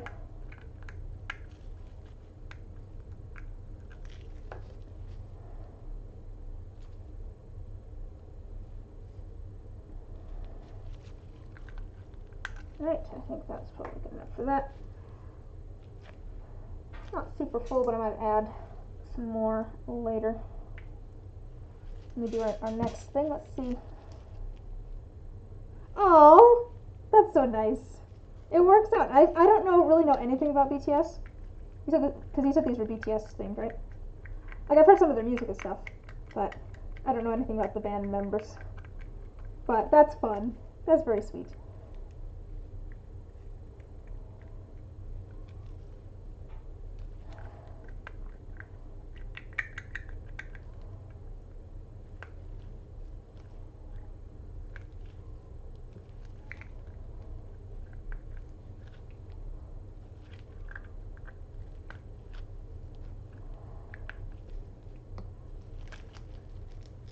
They will make you laugh so hard you cry. You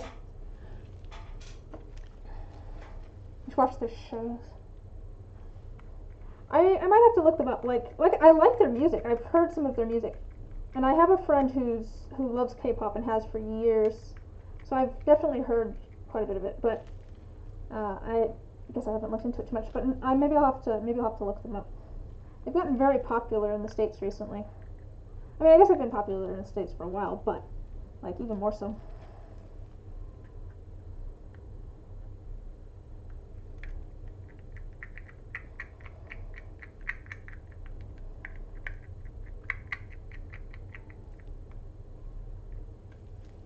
Alright.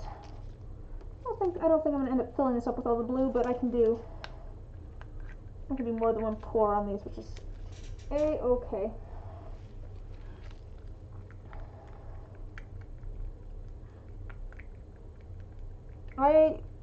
Yeah. Let's see. When you say their shows, do you mean like musical performances, or like them other than music sort of show?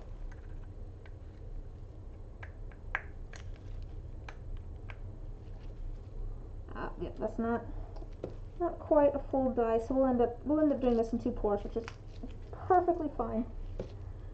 I'll put this off to the side. We have a bunch of variety. Ooh, I like a good variety show. I might have to look that up. I do like a good variety show. Let's do another D8.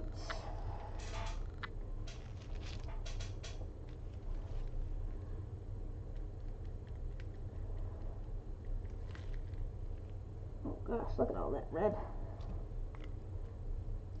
I just want to get all of this into the molds before it's too late.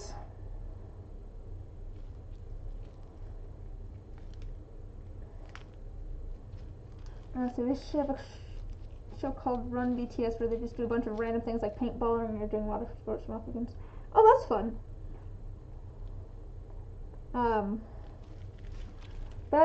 That probably would speak well to my YouTube brain, where I mostly watch YouTube videos. It makes me think of that, where you're watching it for like the interaction of the people, or the personalities and stuff too. They're just doing something fun, but then they themselves are entertaining. That's how I think of YouTube videos for the most part, I guess.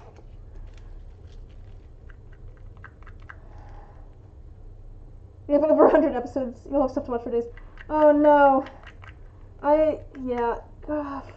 There's so many things that I've gotten into where there's so much stuff. Like, I got into Critical Role, which is a D&D show, sort of. It's a group of voice actors playing D&D. And there's so many hours of that, because they're like 4-hour sessions, and there's over like 200 episodes. And so I've watched I got into that, and I watched like all of those. And then recently I got Minecraft, and I've gotten into Minecraft. And so I've been watching Hermitcraft on YouTube. And it's a whole bunch of different people all on the same Minecraft server. And like there's so much content. It's like, oh no. There's so much stuff I could watch here. It's so dangerous.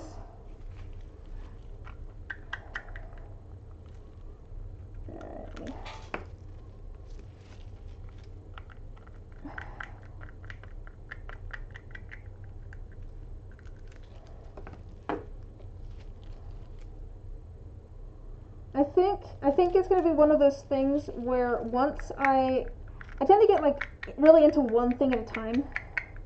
The universe's biggest black hole is, yes, true. I tend to get really into like one thing at a time. So once I start losing interest in what I'm currently into, which is, like I said, Minecraft, maybe I'll swing that direction. Start seeing what I can find there. Is this a good one or a bad one? It's a good one.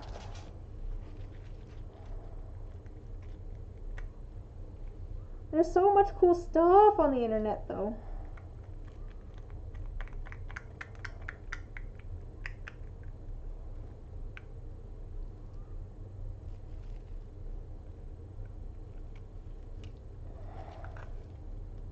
Yeah, there's so many different things, like, there's so many different things I want to do, too. So it's just making me think, like, there's so many different things I want to watch, there's so many different things I want to listen to, so many things I want to learn about, but there's so many things I want to do, too.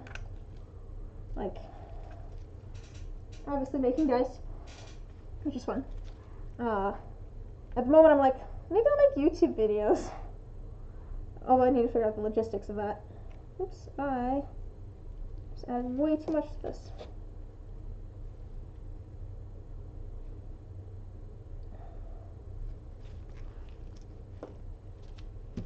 Just let that fill in. couple more.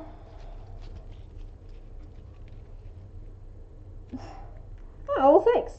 I'm still deciding. I need to figure out some of the logistics of it, like figuring out what I'm going to film with and like how and stuff, but I'm sure I will post about it on social media if I do end up making YouTube videos. I'm kind of debating like what exactly I want to make videos about too. At the moment I'm figuring arts and crafts because, you know, that's what I do, but it could be fun to do other random things too.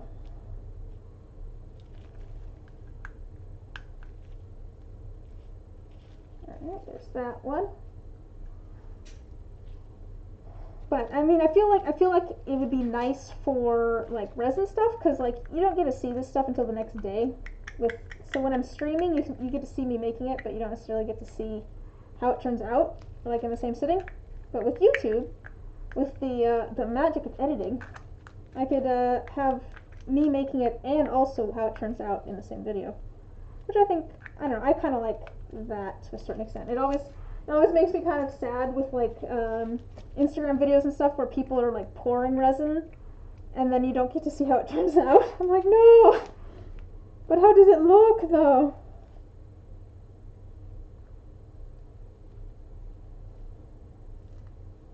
But YouTube videos are a lot of work. I don't know, editing at least is just a lot of work, I feel like. I am slowly, if anybody is interested, I'm slowly adding all of my Twitch videos, so all of my old ones, to YouTube. That is something that I'm slowly doing. I have started from the beginning and I have not gotten very far, but I am slowly adding all of the Twitch VODs to YouTube. Okay, there we go. That should be all of the resin. Just spritz these down. You've been watching a lot of those and there's so much fun to watch. Alright, well, that's good feedback. I guess I'm debating, like, some of it is debating formatting too. I'm like, do I want it to be where I'm on screen at all, or do I want to do it where you just kind of see the process with like music behind it? So it's all like, how do I want to do this? There's a lot of options.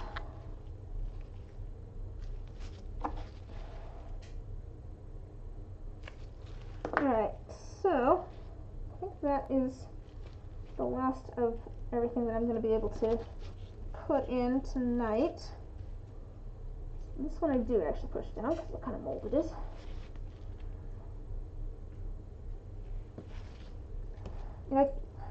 You personally like the ones where they explain how to do things. That's kind of what I was figuring, just because, like, if you couldn't tell by my Twitch channel, I like to talk.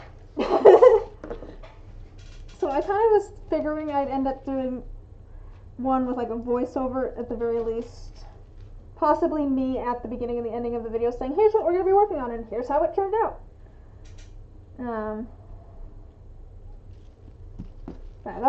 That's my thought at the moment. I need to figure out, like I said, some of the logistics stuff. That's always what holds me up is just the what am I going to film with, what am I going to edit, what's my plan for this, that sort of stuff. Some of it I just need to like do. I just need to actually do it. But that's the story of my life.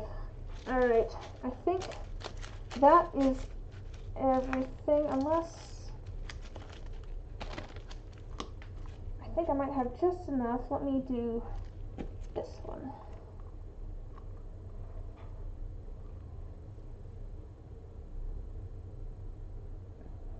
Yeah, I think I'll have just enough resin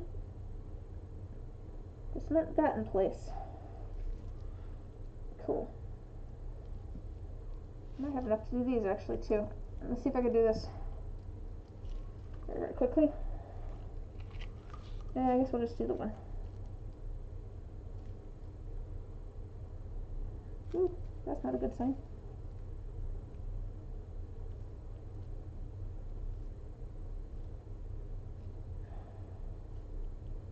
Oh no, I have made a grave error.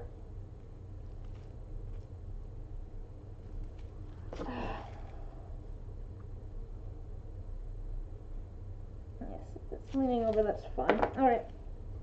Put these in there too. And I'm trying to like kind of shove these in there so that they don't fall over. So there we go. Also, I don't want to get other resin on them. Okay. I'm putting this. Obviously, I've made a mess here, but like I put this. Makes the experience richer. To be fair, I agree too. I like the ones where people are talking about what they're doing. Part of it is because if you just have music over it, like I really enjoy those, and I find them very relaxing, and they make me fall asleep. Like I like a good like satisfying thing to watch, but also like it does put me to sleep. Not in a bad way, but in a relaxing way. Alright, let me see. Okay, I think I'm gonna have to add air to the air compressor, which is rather loud. So I'm probably gonna call it for tonight. I do stream every Saturday and Wednesday at 7 p.m. Pacific Standard Time. So if you ever want to come hang out again, I'm here twice a week. We should be working on more dice on Wednesday. That's the norm for Wednesdays dice, and Saturday mix it up every once in a while. Maybe we'll do some more embroidery or some painting or something next Saturday. I don't know yet. But oh, good! I'm glad you enjoyed yourself. I'm glad you could make it to see the majority of your dice being made. I'll get the last two made probably tomorrow and send you some photos. But hopefully you can make it again sometime. But that's everything from me for tonight. It's been a fairly long stream. So thanks everyone for joining, and hopefully I can see you guys again soon. Bye.